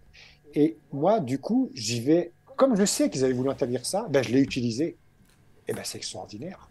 C'est extraordinaire. L'ortie, c'est une plante qui pousse en abondance totale dès que vous avez un sol un peu riche, un peu lourd, un peu azoté. Vous allez pouvoir faire un engrais extraordinaire qui est le purin d'ortie, qui va être un répulsif aussi si vous avez trop une invasion de pucerons sur une plante, etc. Mais surtout, quand vous arrosez avec du purin d'ortie dilué avec de l'eau, vous allez booster votre immunité. Ah, tiens, parce que c'est très riche. Ah bah tiens, c'est comme si moi je mange des bons fruits, quand je booste mon immunité, bien sûr. Ben, une plante, c'est pareil. Vous pouvez lui booster son système immunitaire. Et vous allez lui apporter plein de nutriments. Et en plus, si vous en mettez sur les feuilles, et bien, quand le mildiou sur la tomate va arriver, et ben, dans ce purin, il y a tellement de bactéries que le mildiou va arriver et ne va pas pouvoir coloniser. Et quand vous découvrez tout ça, tout ce qu'on ne vous dit pas, vous dites, mais c'est génial, mais quelle merveille, quoi. Mais je pense qu'on va y venir, tu sais, petit à petit, les gens vont se réveiller quand même. Hein. Enfin, en tout cas, j'espère. Il y a un réveil de conscience. Et moi, ce que je vois, c'est que toute cette technologie, toute cette intelligence artificielle, le mot est juste, hein, artificielle, eh bien, c'est rien à côté de la puissance de la nature, de tout ce qui s'y passe. L'équilibre est parfait. Et là, on voit, maintenant, il y a ChatGPT, etc., qui est une intelligence artificielle. Vous lui posez une question, est-ce que c'est bien? Et donc, cette intelligence artificielle, comme c'est comme un Google parlant, va vous dire les choses, etc. Et il y a des gens qui commencent à s'intéresser à ça. Je fais, les gars, vous êtes fous. C'est l'intelligence humaine qu'il faut mettre en lumière, qu'il faut sublimer. Parce que ça, vous ne posez même pas la question, qui est derrière ça? Qui finance cette intelligence artificielle? Et si à un moment donné, cette information sur le plan d'ortie, il veut l'enlever, il va enlever cette brique, il l'enlèvera. Et tu te feras piloter comme sous Waze ou comme avec un GPS et tu connaîtras même plus les rues et les régions que tu visites, tu seras juste piloté par ce système. Donc il faut revenir. Donc moi, j'ai une série, une playlist déconnexion, désintoxication du numérique et de l'intelligence artificielle. Hein. Donc moi, ça a commencé par supprimer mon abonnement Amazon, supprimer mon abonnement Netflix, supprimer mon abonnement Deezer et de composer une bibliothèque dans lequel j'ai aussi, donc c'est une médiathèque, j'ai aussi mes DVD, j'achète des DVD d'occasion extrêmement intéressants. J'essaye de trouver les romans. Par exemple, j'ai trouvé le roman des oiseaux d'Hitchcock, donc le roman original, et j'ai mon film d'Hitchcock à côté. Et à côté, j'ai trouvé à pas cher une super platine vinyle, et là, je me fais plaisir, j'achète des C'est bien vinyles qui ont ça. 50 Ah, moi, ans. je suis à fond aussi, Et- c'est bien, t'as Ah, raison. mais c'est ça le monde de demain. Mm, mm. C'est on va revenir à l'objet, on en aura beaucoup moins, et on va se déconnecter progressivement de tout ce système artificiel. Ah bah ça tombe bien, tout ce qui est artificiel, faut qu'on l'élimine en fin de compte. Il faut qu'on Oui, revienne au voilà, c'est réel, ça. à la nature. Donc c'est Mm, génial. mm. Alors, par contre, il y a deux questions de Florence. C'est pour savoir si tu pourrais nous parler de ta serre, parce que tu dis que tu as une serre dans Oui, laquelle tu as des tournesols, des concombres, des pâtes, enfin voilà, des oui. cornichons, et tu dis que c'est plus rapide. Enfin, est-ce que tu pourrais nous expliquer? Et enfin, ça fait partie de la Alors, première question. Et oui. on va continuer après. Alors, Alors, je te deux laisse mots juste. sur la serre. Deux mots Voilà, sur la c'est serre. ça. Donc là, c'est drôle que tu me parles de ça parce que c'est, pour moi, quand je fais une visite de mon jardin, je dis voilà, je vous amène vers ce qu'il y a de plus artificiel. C'est ma serre, parce que là, c'est pas naturel. C'est une structure en tube avec une grande bâche plastique. Donc là, on se dit, waouh, il est beau l'écolo avec sa bâche plastique. Ah ouais, Bon, avec sa serre, qu'est-ce qu'il nous fabrique? C'est vrai, ben, c'est qu'est-ce qu'il ça, nous quoi. fabrique? C'est pas écolo, C'est ça. c'est Oui, 80 c'est mètres vrai. carrés de plastique, mais Oui. où allez-vous, machin. Bon, ok. Tout à l'heure, on a dit, on ne sera jamais parfait. Ce qu'on essaye de faire, c'est de faire du mieux qu'on peut. Moi, cette bâche plastique, c'est une bâche d'un maraîcher que j'ai acheté sur un site, Serre en direct pour le citer, où il y a servaldeloire.com, etc. C'est une serre de professionnels en maraîchage. Elle n'est pas très grande, elle fait 50 mètres carrés, ce qui est déjà grand et suffisant pour une production familiale. Vous avez 2, 3 enfants, ça peut être très intéressant, 50 mètres carrés, c'est bien. Cette bâche, théoriquement, s'il n'y a pas de catastrophe climatique, je sais pas, elle pourrait me durer 10, 15 ans. Bon, l'idée, c'est d'utiliser le moins de plastique possible. Il y a plein de choses, moi, où je n'utilise pas de plastique. Dans mon frigo, je recycle des bocaux en verre, et ça, je le partage aussi dans le livre, pour mes aliments. Je n'ai pas de boîte Tupperware, j'essaie d'éliminer le plastique ailleurs. Là, pourquoi j'accepte cette bâche plastique? Parce que dans permaculture, on va apprendre qu'il ne faut pas mettre tous ses œufs dans le même panier. Ah, mais alors qu'est-ce que vous voulez dire par là? Eh bien, je fais de la culture sous bâche et je fais la culture en extérieur. Ce qui me permet, pour répondre à la question, en effet, dans cette serre, eh bien, les plants qu'on va y mettre, les tomates, les poivrons, les aubergines, toutes ces plantes un peu tropicales, qui ne sont pas du tout originaires de France, eh bien, de démarrer plus tôt. Et en plus, de produire même plus tard. C'est-à-dire qu'on va pouvoir avoir des tomates jusqu'en novembre. On va pouvoir manger des tomates, admettons, de fin juin jusqu'en novembre. Bon, très bien. Ce qui ne va pas être le cas si on est en extérieur. À part si on est dans le sud de la France, tout dépend du climat. Mais la serre nous permet quand même de produire plus rapidement. Après, se pose la question du goût, des valeurs nutritionnelles, etc. Des personnes pointues en permaculture, on dit non, non, ça ne change pas le goût. Moi, je pense que ça change le goût quand même. Pourquoi? Parce que on met ce film plastique entre le ciel et cette plante. Automatiquement, ça change quelque chose. Automatiquement. Ben, moi, Je je pense pense aussi, enfin, il y a quelque chose entre eux quand même, quoi. Ouais, qu'il y donc a quelque chose d'entre eux, on est bah oui, d'accord. oui, oui. Donc, ça change. Mais je Mm. prends le parti de dire, c'est pas grave, ça va me produire quand même plus de tomates. Et puis, admettons, si j'ai une grêle forte, grosse comme des balles de ping-pong, là, eh bien, mes tomates extérieures, elles vont tous y passer pratiquement. Et ma serre, peut-être qu'elle s'en sera sortie. J'aurais pas mis Oui, tous mes œufs dans le même panier. Après, c'est un investissement. Moi, cette serre, ça m'a quand même coûté 1 400 euros.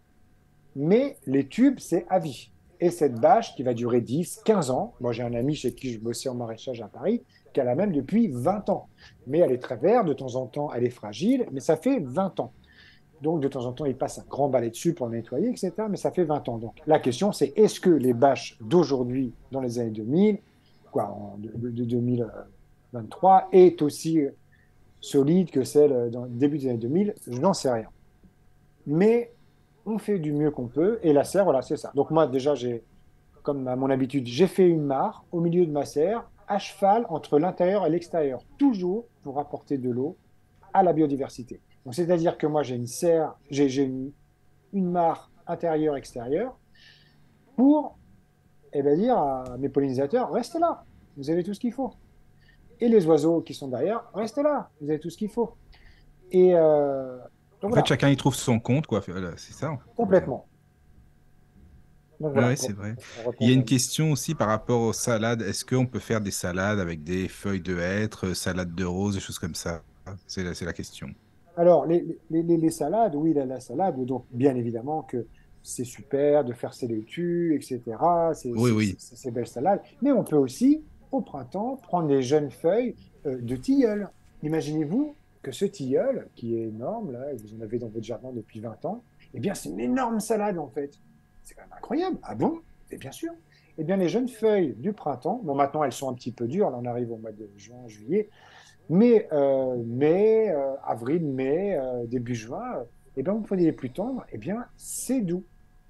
C'est pas aussi bon qu'une laitue, ça, on est d'accord. C'est pas Mais pareil. Je connais c'est pas, hein, pas j'imagine pareil. pas, mais ça doit être, ça doit être particulier, mais c'est à goûter. Enfin, moi, en tout cas, j'aimerais Ah bien voir ce ben, que c'est, ah ben quoi. moi, quand je suis dans mon jardin, j'arrête pas. Je picore une feuille de tilleul, une feuille de Ah, mais c'est plantain, bien, ça. une feuille D'accord. d'ortie. Je picore à droite à gauche. Et c'est ça qui est génial, c'est de se dire, voilà. Et là, on fait corps avec cette nature. Et bien sûr et on met des fleurs. Il y a... Bon, j'en parle hein, de Oui, oui. tous ces Après, c'est à basiques lire dans ton dans le livre. bouquin. Voilà, Mais c'est ça. j'ai fait une vidéo sur Éthique TV. Je vous invite à aller voir. Alors, attendez, je vais me connecter, je vais vous dire le nom de la vidéo. Vous allez sur Ethique TV, hop là, Sur YouTube, hein, donc. ethiquetv.fr et il y a une Point F, oui. vidéo, si vous descendez, tac, tac, tac, alors, où est-ce qu'elle Oui, il y en a est. beaucoup des vidéos hein, sur le site, hein, Alors il y en a voilà, pas mal. c'est dans Acteurs et actions éthiques, c'est la deuxième playlist et c'est la quatrième à droite, la troisième à droite, cueillette et cuisine de plantes sauvages. Et ça, c'est une D'accord. vidéo magnifique qui dure pas très longtemps, qui dure juste 9 minutes. Et Mhm. là, je vous emmène aux côtés de Bernard Bertrand, qui est dans mon film aussi, hein. Lui, c'est un spécialiste des plantes sauvages, spécialiste de l'autonomie. Il a créé une maison d'édition. Il y a plein de ces livres que je mentionne dans mon livre, hein, Oui. qui s'appelle Terran Édition, c'est le nom de sa ferme. C'est un homme extraordinaire. Et là, je vous emmène pendant 9 minutes à ses côtés, en immersion, juste à côté. Et il va avec son ciseau, il part de chez lui, hop, avec son panier, on le suit, il cueille toutes ses plantes. Tac, sa consoude, sa bourrage, c'est je sais plus exactement toutes les plantes. Et puis après, on arrive dans sa cuisine, on le suit, et là, il coupe il fait sa grosse salade. Et après, il fait des beignets de consoude. Alors la consoude, c'est une plante extraordinaire. Vous l'intégrez un pied de consoude dans votre jardin, après, elle va proliférer. Donc, très brièvement, c'est une plante fixatrice d'azote, donc qui va enrichir vos sols, qui prend l'azote atmosphérique, le diazote atmosphérique, et fixe par ses racines et par toute la vie microbienne l'azote dans son sol, qui va fixer votre azote. En plus, ça s'appelle consoude, parce que si vous blessez, vous faites un cataplasme de consoude, ça consoude vos tissus, quoi. C'est extraordinaire. On ne s'arrête plus. Hein. Quand on s'intéresse à la nature, on ne s'arrête plus. C'est vrai que Et c'est vrai qu'on peut tout... La nature, c'est tellement, tellement vaste, c'est on peut tellement tout géant. faire. On est Oui, oui, fasciné c'est vrai. par des fusées spatiales, par des trucs comme ça, alors que Mm. on devrait être fasciné par ce qui se passe Ah sur oui, c'est Terre. vrai. Et C'est en vrai. fait, Oui, oui, c'est vrai, c'est vrai. et en fait, à un moment, vous allez voir dans cette vidéo que j'adore, il prend 2 feuilles de consoude qu'il met face à face. Là, il fait une petite chapelure avec de la farine, un jaune d'œuf, sel, poivre, et il trempe ces feuilles de consoude et il les fait frire. Et après, il met un petit zeste de citron. Et là, vous mangez ça, couteau, fourchette, vous avez le sentiment de manger un filet de sole, quoi. Ah oui, ah, c'est C'est dingue ça quand même. extraordinaire. Ah Le oui, goût est absolument à faudrait tomber essayer. Ça par serait... terre. Ah oui. Ah, mais, et lui, il fait plein de stages comme ça, c'est phénoménal. Et tout ça, ça ne descend pas de là-haut, quoi. Je veux dire, c'est en train de monter du bas pour remonter vers le haut. Normalement, ça devrait être nos dirigeants qui devraient nous enseigner tout ça, et ça devrait ruisseler. Mais non, c'est nous Mais qui non, faisons non, le non. travail C'est... de remonter toutes ces infos. Mm. Mais grâce au système, parce qu'on va dire, ouais, mais t'es un écologiste, mais arrête, t'es sur YouTube, machin. Mais au contraire, j'utilise leur système, mais par contre, je ne monétise pas mes vidéos, je ne veux pas recevoir d'argent de Google, je ne veux pas qu'ils me donnent de l'argent, je veux rester maître et je ne veux pas être piloté par l'argent. On me dit, oui, mais tu devrais monétiser tes vidéos, tu as des vidéos qui font 500, 600, 700 000 vues. Je dis non, parce que si je monétise mes vidéos, je pervertis mon message, que je vais aller vers l'argent. Je dis, tiens, j'ai touché 300 € avec ces vidéos, Ah, c'est donc je vrai. vais refaire un sujet sur ça. Donc, je vends mon âme au diable. C'est pas ça le sujet. Ma mère, elle ne comprenait pas. Pourquoi tu fais une chaîne gratuite, etc. Machin.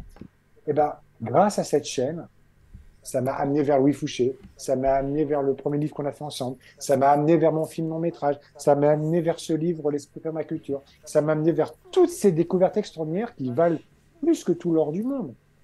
Donc voilà, les plantes sauvages, bien évidemment, et je vous encourage vraiment. Et Oui. en plus, ce qui est extraordinaire, je finirai là-dessus, c'est que les plantes sauvages sont plus riches nutritionnellement, donc sont plus rassasiantes. Donc vous avez moins besoin d'en manger. Tout de suite, c'est tellement plus de nutriments, tellement plus puissante que voilà, vous êtes vite rassasié. Et dans ce livre, dans l'esprit permaculture, je vous apprends aussi un truc extraordinaire, c'est comment faire votre thé.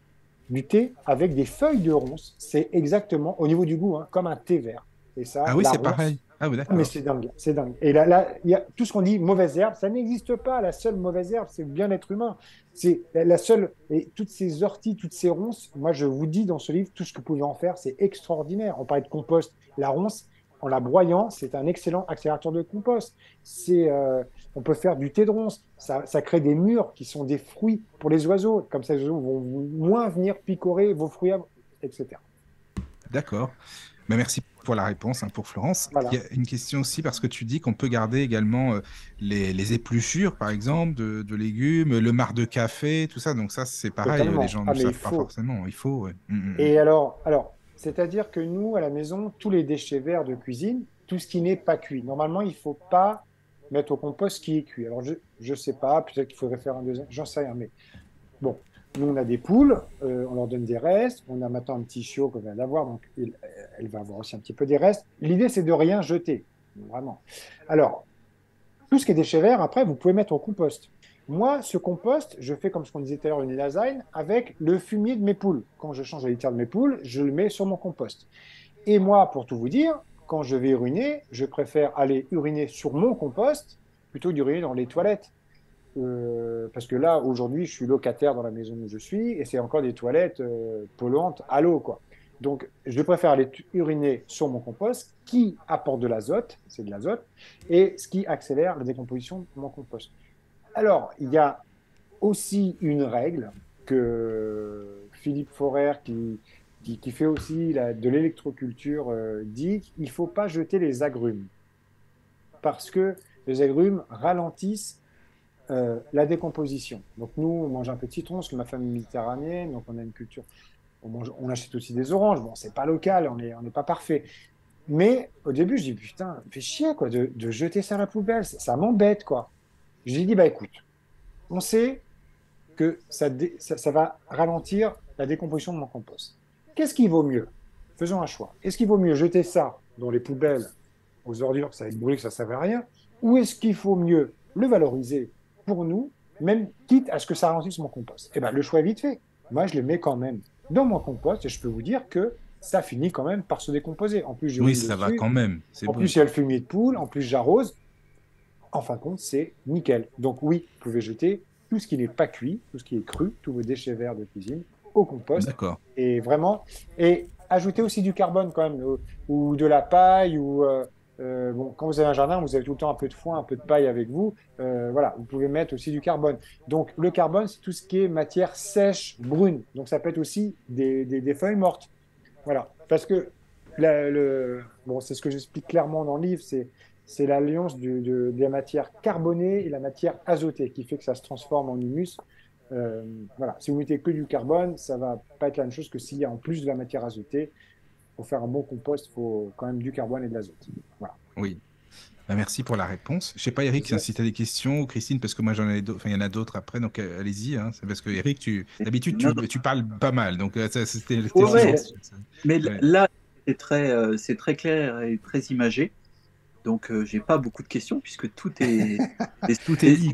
Ouais, Ah, mais j'aimerais bien quand même avoir quelques questions de ta part, Eric, Bah oui, Eric, c'est pour ça. Eh par ben, rapport à l'électroculture et toutes ces choses-là, il me semble qu'on pourrait. alors, Oui. par rapport à l'électroculture, alors, j'ai vu que tu es vraiment dans une approche hyper naturelle. Alors, l'électroculture passive, c'est naturel aussi, mais Totalement. on vient ajouter quand même quelque chose au jardin, que ce soit une antenne ou des choses comme ça. Et puis j'avais une réflexion sur la dynamisation de l'eau. Est-ce que Oui, tu utilises ça? Parce qu'il y a des procédés comme Marcel Violet, des choses comme ça, mais bon, c'est un peu oui, technique. oui. Mais c'est des choses qui t'intéressent ou que tu as exploré un peu. Alors, c'est des choses qui m'intéressent bien évidemment. Maintenant, je fais mes stages avec mon épouse, mais avant, je les faisais avec un ami, Nicolas Nakamoto. Et on faisait des stages qui s'appelaient Permaculture jardin, autonomie et cuisine vivante. Et lui, D'accord. Nicolas, est passionné de cuisine vivante. C'est vraiment un passionné de la cuisine vivante, sans pour autant avoir passé un diplôme en naturopathie ou en quoi que ce soit. Il s'est vraiment auto-formé. Il vit dans une bibliothèque de livres sur la nutrition, sur la cuisine vivante, sur tout ça. Et lui D'accord. m'a partagé ça, la dynamisation de l'eau. Avec deux bouteilles, il a acheté juste un, un petit objet en plastique avec deux pas de vis. Oui, On oui. remplit une bouteille d'eau, on visse les deux bouteilles, ça fait voilà comme un sablier.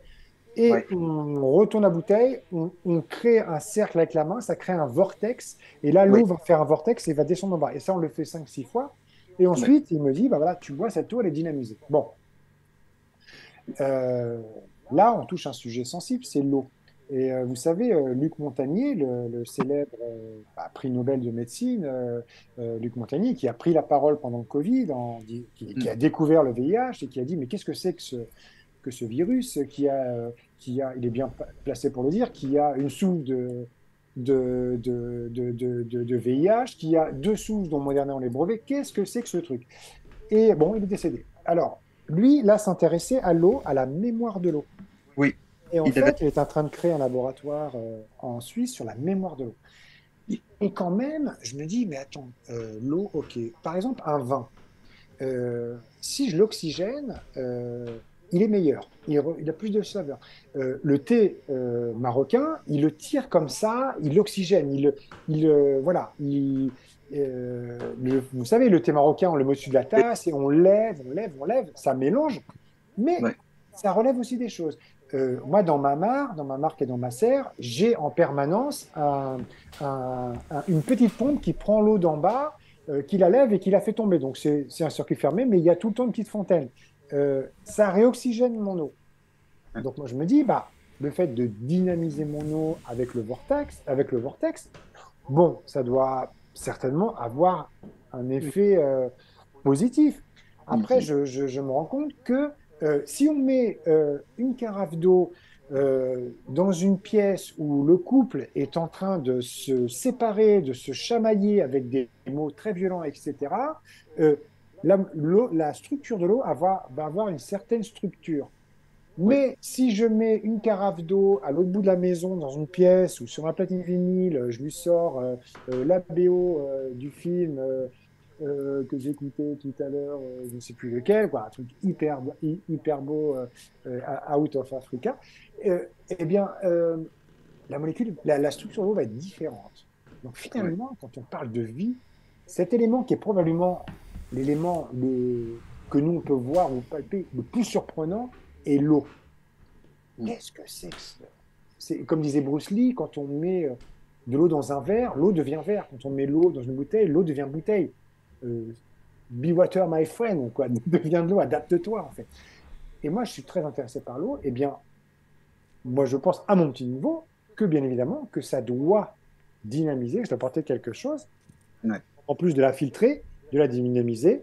Et après, que ce soit vrai ou que ce soit placebo, de toute manière, notre corps est un élément qui s'auto-guérit, mais qui aussi peut se rendre malade. Donc, si je filtre mon eau, même s'il y a encore des produits chimiques, si je la dynamise, et si je la bois avec conscience en me disant qu'elle est propre, dynamisée, je suis sûr que ça a un effet positif sur mon corps, parce que j'envoie cette information à mon corps. Donc voilà, pour moi, je ne sais pas si je réponds à ta question, pour moi, j'y crois, j'y crois par des phénomènes physiques que je vois, qu'on ressent à travers un vin qu'on va faire tourner dans le verre. On la connaît, cette technique de faire tourner le verre avant de le boire. Bon, finalement, c'est cet élément liquide, on le dynamise. Après, il y a tout un tas, hein. Je t'invite à regarder les travaux de Marcel Violet. Oui, oula, on en a parlé, ouais. Voilà, il avait recréé l'eau d'orage et qui s'était aperçu que simplement par observation, quand il y avait de l'orage, eh ben, les plants poussaient plus vite. Voilà, les salades montaient, enfin, il y avait tout un tas de choses. Et que quand il y avait une pluie d'orage, cette pluie d'orage avait un effet sur le jardin. Donc il a retravaillé, Bien ça. sûr. Mais là, on arrive vers le magnétisme, on arrive vers l'électroculture dont tu parlais, qui est simplement, par exemple, c'est une personne que j'aime beaucoup parce que c'est quelqu'un j'aime les personnages. Moi, j'aime les gens authentiques qui sont eux-mêmes, qui ont un fort caractère. Ben, c'est Philippe Forer, cet Irlandais. Donc, je suis en contact avec lui depuis un an et demi. On discute pour essayer de se voir, etc.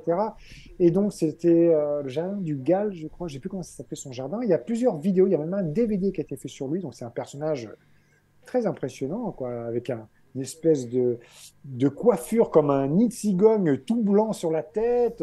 Le gars, il déambule avec un petit maillot de bain dans son jardin parce qu'il explique qu'il a un panneau solaire, qu'il a besoin d'être connecté avec le sol en mettant pied dans son potager. Et son jardin, c'est juste extraordinaire, quoi. Le jardin a une abondance pas possible. Et lui, là où je me retrouve en lui, c'est qu'il n'a pas spécialement étudié des trucs scientifiques, etc. Il fait confiance à son instinct. Il avait juste vu que ce qu'avaient dit des scientifiques, c'est que au pied d'un certain magnétisme qui peut être géré par, je crois, alors je vais peut-être dire des bêtises, mais il faut vérifier, c'est une tige en acier avec en haut comme une antenne en cuivre, cuivre et acier. Eh bien, au pied de ça crée un champ magnétique à sa base. Et ils se sont rendus compte que les plantes poussaient plus au pied simplement de cette antenne physique. Du fil de fer galvanisé. Ouais. Est en acier ou bien en cuivre. Et c'est vrai que ça fait un effet pile, la différence entre les métaux. Enfin, bon, c'est un effet physique, hein, ça capte les électrons. C'est un effet physique. Et c'est ce que tu dis par rapport bien à l'orage. Voilà. Forcément qu'il y a de l'électricité, il y a un champ magnétique, etc. Donc moi, ça, j'y crois. Je ne l'ai pas expérimenté. Moi, j'aime vraiment que dans mon jardin, il n'y ait que de la matière naturelle. Mais peut-être que je vais expérimenter, parce que ce n'est pas non plus... moi, j'ai un problème. Moi, je travaille beaucoup aussi quand même l'esthétisme de mon jardin. J'aime... déjà, il n'y a pas de trucs carrés, etc. C'est plein de chemins, c'est très sillonnant, il n'y a pas d'impasse. Je mets des fruitiers dans les zones potagères, quoi. Et j'aime cette esthétique parce que ça me fait beaucoup de bien. Et de voir des barres en acier dans mon jardin, je ne sais pas, mais j'y viendrai quand même. J'y viendrai quand même parce que j'aime expérimenter. Pour moi, mon jardin, c'est un terrain de jeu. Ça peut être des barres de bois avec un fil qui se torsade dessus. D'accord, créer cette histoire, peut-être alors dans un arbre, peut-être mettre, je sais pas. Ok, oui, pourquoi pas, c'est super. Mais en tous les cas, moi je crois dans cette collaboration, cette alliance avec les éléments naturels au sens holistique. C'est-à-dire qu'il y en a plein qui ne croient pas, par exemple, de jardiner avec la lune. Moi, j'y croyais pas trop. J'allais te poser la question, Stéphane, tu vois, finalement, Voilà. j'allais y venir. Ah, tu Voilà, vois, c'est ça. Les on anciens arrive parlaient de ça. naturellement. Alors, Voilà, c'est ça, c'est ici, ça. moi, dans ma campagne natale, là, tous les anciens jardinaient avec la lune. Moi, Exactement. j'ai commencé à demander à. Parce que là, moi, je suis en train de référencer des jeunes paysans extraordinaires qui ont tout compris, qui, eux, reprennent la ferme de papa, la convertissent en bio, mais il est hors de question de vendre toutes les céréales à la coopérative. C'est de la transformation, donc investissement dans des presses à huile, dans des moulins à farine et dans des machines à faire de la pâte, etc. Et les mecs, ils expérimentent à fond. Ils font des produits extraordinaires et ils gagnent très bien leur vie. Et, euh, et je lui dis, tiens, Antoine, puisque c'est la nouvelle génération des paysans, et ils sont curieux d'expérimenter. Et c'est ça, parce que les paysans qui faisaient tout le temps la même chose, ça ne va plus, quoi. Ça n'allait plus, en fait. Ils se sont tous fait avoir, en fait. Et est-ce que tu fais tes semis de tournesol avec la lune? Il dit, bah, figure-toi, je m'y mets. Ah, c'est intéressant. Parce que je me suis toujours demandé, est-ce que dans les grandes cultures, ils font ça?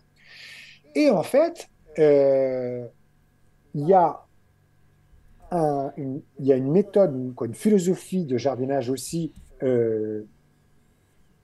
qui est une des plus radicales, c'est la biodynamie. La biodynamie qui a été créée par Steiner, un Autrichien ou un Allemand, je crois que c'est dans les années 30, Steiner, qui aujourd'hui, tiens, c'est étonnant parce que dans les médias, ils commencent à parler que Steiner, c'est une secte en fait. Ah, donc c'est que c'est quelque chose qui marche. Quand j'ai entendu ça, j'ai dit, ah, donc ça veut dire qu'il faut s'y intéresser. S'il commence à dire que c'est une secte, machin, comme pendant le Covid, quoi, nous, on était tous des complotistes d'extrême droite.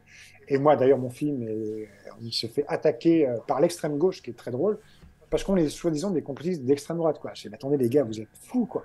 Bref, la machine à faire penser à l'envers est très bien huilée, fonctionne très bien. Et donc là, j'ai commencé à dire, tiens, Steiner, c'est une secte. Alors, tiens, je vais m'y intéresser. Eh bien, c'est exactement ce qu'on est en train de dire, les méthodes Steiner. Et là où c'est très intéressant, c'est que cet homme-là a réussi à développer une philosophie de vie autour de la production alimentaire, du jardinage, autour de l'éducation, parce qu'il y a les écoles Steiner, et autour de la médecine. Waouh! La même personne a, a développé des systèmes, une intelligence autour de l'alimentation, l'éducation, de la médecine. Oh, il faut s'y intéresser. Et puis, donc je me dis, OK, évitons de passer pour un fou. Et il n'y a pas très longtemps, je découvre une interview de, pour moi, la meilleure référence en tant qu'ingénieur, en tant que scientifique des sols. C'est Claude et Lydia Bourguignon, qui sont depuis 30 ans la référence mondiale des sols. Donc, ce n'est pas comme un laboratoire standard où vous allez dans votre jardin, vous prenez un échantillon, vous l'envoyez. Non, non. Claude et Lydia Bourguignon, ça vous coûte 1 500 €. Ils viennent chez vous, ils font un trou de 1,20 m dans votre sol, et là, ils vous étudient toutes les strates et ils vous expliquent tout. Avec 30 ans d'expérience, aux quatre coins du monde, les mecs dans cet homme avec son épouse, il était interviewé chez Thinkerview, qui à première lieu, moi je pensais que Thinkerview, il y avait une liberté de penser, je me dis, ah, ça a l'air sympa. Et là, le présentateur, qui montre jamais son visage, dit, ah, mais par exemple, c'est comme Steiner, bon, c'est une secte, on le sait tous, etc. Est-ce que vous avez fait des études sur les sols en biodynamie? Et vous savez ce qu'ils disent, Claude et Bourguignon? Ils disent non, on ne se positionne pas, secte ou pas secte, on s'en fout. Par contre, sans se positionner, c'est là où on a vu le plus de vie dans les sols, c'est sur les sols en biodynamie. Et bien la biodynamie, c'est quoi? C'est travailler avec la lune, avec tous les éléments naturels. C'est une approche totalement holistique de la nature. Et moi, je vous encourage tous, auditeurs, tous à vous intéresser à la biodynamie et à toutes ces choses-là naturelles parce que ça fonctionne et même très bien, quoi. Et là, maintenant, je vais bientôt faire une vidéo à côté, là, parce que à 5 km, là, j'ai des vignerons qui, depuis 2014, font un vin extraordinaire en biodynamie. Ils ont plusieurs cépages. La bouteille de vin est à 15 €, mais je peux vous dire que j'ai goûté. C'est juste à tomber par terre. C'est vraiment un autre monde. Donc voilà, par rapport à tout ce qu'on disait là sur le naturel, la biodynamie, Oui, tout ce qui est l'agriculture, naturel. c'est Mm, mm, mm. Parce que c'est vrai que la Lune, beaucoup de gens se posent des questions, parce que c'est vrai que les anciens, ils étaient à fond, bah, c'est normal, la nature, ça en fait partie, c'est le satellite quand même, donc c'est important. et l'impact sur les marais. Bah, c'est ça, justement. Nous, comme les plantes, nous sommes faits majoritairement d'eau. Pourquoi ça Mais oui, n'impacterait pas sur nous? Et c'est puis en ça. plus, je vous dis, c'est quelque chose de très réjouissant. Moi, là, bon, là, j'essaie d'acheter la ferme là où je fais mon jardin depuis 5 ans. Parce qu'il y a le problème avec les banques. Vous savez, maintenant, là, depuis Oui, le oui. Covid, eh bien, il y a ce taux d'usure. Puis moi, je vais avoir 48 ans, c'est compliqué. Les banques veulent moins prêter. On ralentit un peu ça, bon, ça commence à bien faire, là, tous ces gens qui veulent tout acheter et tout ça. Bon, on a l'impression que, par contre, les gens qui ne comprennent pas la nature, qui ont peur de la nature et qui me disent non, il faut aller vers la technologie, eux, ils travaillent sur les villes 15 minutes. C'est-à-dire des villes hyper connectées, où vous avez tout en 15 minutes, mais où vous êtes propriétaire de rien. C'est-à-dire que vous aurez un abonnement et vous avez l'école à 15 minutes. Ça, les projets de ville 15 minutes, c'est tous les professionnels de la data, du transhumanisme, de tous ces courants-là qui sont en train de mettre ça en œuvre. Donc, ça veut dire que tous les gens comme moi qui travaillent sur l'autonomie, qui veulent acheter leur ferme 2-3 hectares en bois pour être autonome, ça ne va pas. Donc, c'est intéressant justement d'y aller encore plus fort. Moi, ça me motive encore plus parce que je vois que la voie, elle est là. Donc, d'essayer d'acquérir cette ferme, pour moi, c'est important. Mais j'aime, quand je suis là-bas, à 23 heures, marcher l'été dans la nuit et me retrouver à 800 mètres entre deux villages. Il y a un endroit où je me sens bien à cette heure-là. Et je suis là et je vois tous mes villages d'enfance autour. Et tous mes ancêtres sont nés dans ce village. Bref, c'est quelque chose de fort pour moi et de spirituel. Et je vois la lune et je vois les étoiles. Alors, si en plus, dans toutes mes méthodes de jardinage, je peux me dire, je compose avec toi, qui est là-haut, c'est encore formidable, c'est encore génial de composter de composer avec sa famille, avec ses poules, avec la biodiversité et avec les astres, avec la lune. Quoi, je trouve ça hyper réjouissant. Moi aussi, c'est là que tu dis qu'on fait un avec la nature, avec tout. Bien sûr, Mm. on est bon. Ouais. Oui. Caro, tu avais des questions? Non, il y a une réflexion sur le chat d'Olivier. Donc, Oui. il dit bonsoir. Bah, c'était par rapport à tout à l'heure. Ce n'est pas dans leur intérêt non plus que nous ayons nos propres plantes médicinales. Ah bah ça, c'est sûr. Bien Forcément. sûr. Et en plus, alors, ce qui est génial, il y a un truc formidable, mais qui porte à confusion dans la permaculture, c'est le non-agir. Alors, le non-agir, c'est quoi? Moi, je vois des gens qui disent, ah, mais je vais faire le stage en permaculture avec toi parce que je ne veux plus travailler dans le jardin. Ah, je sais non, ça, c'est parce que tu as entendu parler du non-agir. Alors, en effet, comme je vous disais tout à l'heure, C'était quoi la question, pardon? J'ai oublié. C'était une réflexion que ce n'est pas dans l'intérêt des gouvernements. Voilà, sur les plantes sauvages. Oui. Voilà, ouais. Et bien, forcément que moi, mes mares, aujourd'hui, c'est le non-agir. Puisque quand il pleut, ça remplit mon grand bac. Ensuite, naturellement, ça remplit par du low-tech, ça remplit ma deuxième mare, ça remplit etc. Là, maintenant, je suis dans le non-agir. Je ne fais que de l'observation. De temps en temps, je vais regarder les petites grilles, si ça ne se bouge pas, etc. Mais tout ça, je l'ai construit. Tout ça, c'est des heures de travail. C'est la transpiration, c'est beaucoup de travail. Hein. J'ai fait ça avec la pelle, avec la bêche, etc. J'aurais pu le faire en chantier participatif. Ça, c'est très, très intéressant. Mais en fait, voilà, on va travailler, il faut travailler. Mais une fois que la mare est en place, c'est terminé. Une fois que vous affruitiez en 5, 10 ans, c'est terminé. Il y a juste la portée de vue. C'est le non-agir. Eh bien, quand vous laissez les herbes hautes dans votre jardin, vous avez aussi toute cette prolifération des plantes sauvages. Et dans ces plantes sauvages, vous en avez une grande partie qui sont des plantes médicinales, aromatiques, mais aussi médicinales. Ne serait-ce que l'ortie. L'ortie, par exemple, la spiruline, c'est une plante hyper puissante, c'est une des premières plantes qui serait apparue sur Terre, etc. L'ortie, c'est un petit peu notre spiruline sauvage en France. L'ortie, moi, je la prends, je la taille, je la mets dans des cajots, ça je le dis aussi dans mon livre, fond de cajot, un fond de cajot d'ortie, ensuite un deuxième cajot dessus, fond d'ortie au fond du cajot, j'entasse 5-6 cajots et je laisse pendant une semaine et après je retire, j'enlève les tiges, je garde les feuilles, je les mets dans des bocaux fermés ou alors j'en fais de la poudre et ça, vous en mettez partout, vous en mettez sur vos yaourts, vous en mettez sur vos pâtes, etc. Vous faites des infusions. Et bien alors là, vous envoyez des nutriments extraordinaires. L'ortie, c'est une mine d'or nutritionnelle, c'est une bombe, riche en vitamine C, en fer, en protéines. C'est une plante extraordinaire. Et vous n'avez rien à faire. Elle est là. Vous coupez juste, il ne faut pas l'arracher avec les racines. Vous coupez juste les têtes. Eh bien évidemment, qu'ils ne veulent pas ça. Moi, je plante avec tellement de réjouissance chaque année de l'Artemisia annua dans mon jardin. Et vous laissez juste un plant d'Artemisia annua monté, vous allez avoir des milliers de graines. C'est encore pire qu'une salade qui va lui faire 500 graines. Vous allez avoir des milliers. Vous allez pouvoir en donner tout autour de vous. L'Artemisia annua, c'est une plante par contre qui va mourir en hiver. Il faudra refaire un semis, refaire un plant au printemps. C'est la meilleure plante contre les maladies infectieuses. Ah, tiens. Tu sais que c'est ce que je prenais, moi, justement. Hein. Bien évidemment, mais bien évidemment. Et oui. Christian Perron, qui est dans mon film aussi, quand on parle de médecine, eh bien, il avait fait une grande étude en Afrique sur Artemisia, et le groupe Artemisia se soignait était en meilleur état de santé face au palu que les traitements chimiques. Donc, cette plante-là, pareil, interdit. Il y a là quand même la maison d'Artemisia. Comme par hasard, bien évidemment que les laboratoires ne font pas d'études des plantes parce qu'ils ne peuvent pas breveter une plante, mais on occulte. Eh bien, c'est intéressant. Parce que même l'Artemisia, ça fait une grosse plante verte comme ça. Vous prenez juste dans vos mains, vous la frottez comme ça et vous sentez ces huiles essentielles. C'est la meilleure plante contre une maladie infectieuse. Donc oui, tout ce qui est... moi, je mets dans mon jardin plein de plantes que je mets une fois, des vivaces par exemple, que vous intégrez dans votre jardin qui va mourir l'hiver ou avoir un cycle lent, mais qui va se ressortir au printemps.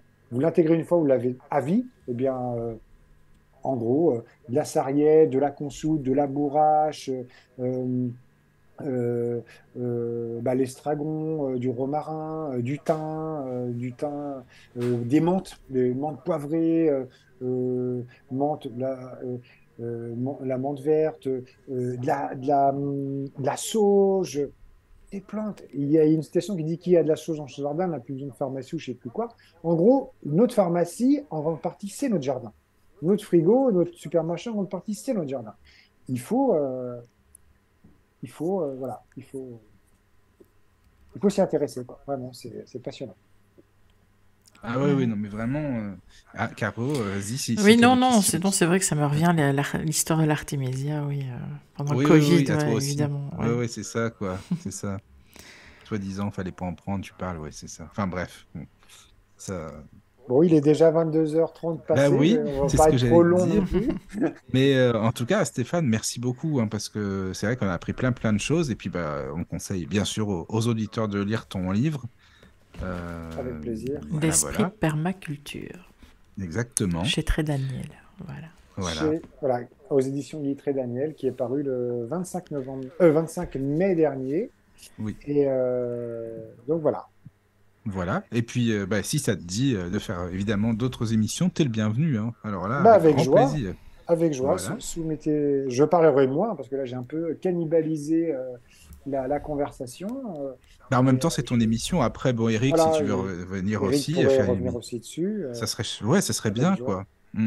Ça serait intéressant. Donc le livre, c'est l'esprit permaculture. Donc sans fiche pratique pour passer à l'action, mais il y a quand même 3 mots que je tenais à mettre sur la couverture autour de ma photo. C'est autonomie, santé et liberté. Vous avez bien compris que je parle avec le cœur, mais parce que je suis libre. Je suis libre de mes actions, je suis libre de penser. Et ça, c'est très important. La permaculture nous amène vers ça. Ce n'est pas une religion, ce n'est pas une secte ou quoi que ce soit, puisqu'il y a une version de permaculture par permaculteur.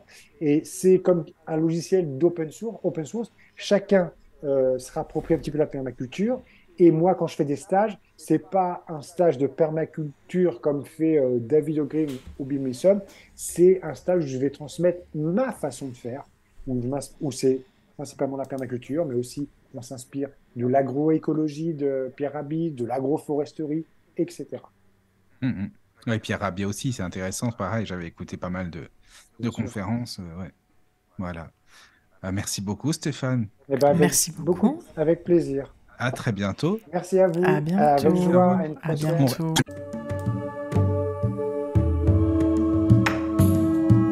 Bienvenue sur la radio du Lotus. Avec Caroline et Michael. La radio du Lotus, on l'écoute partout dans le monde.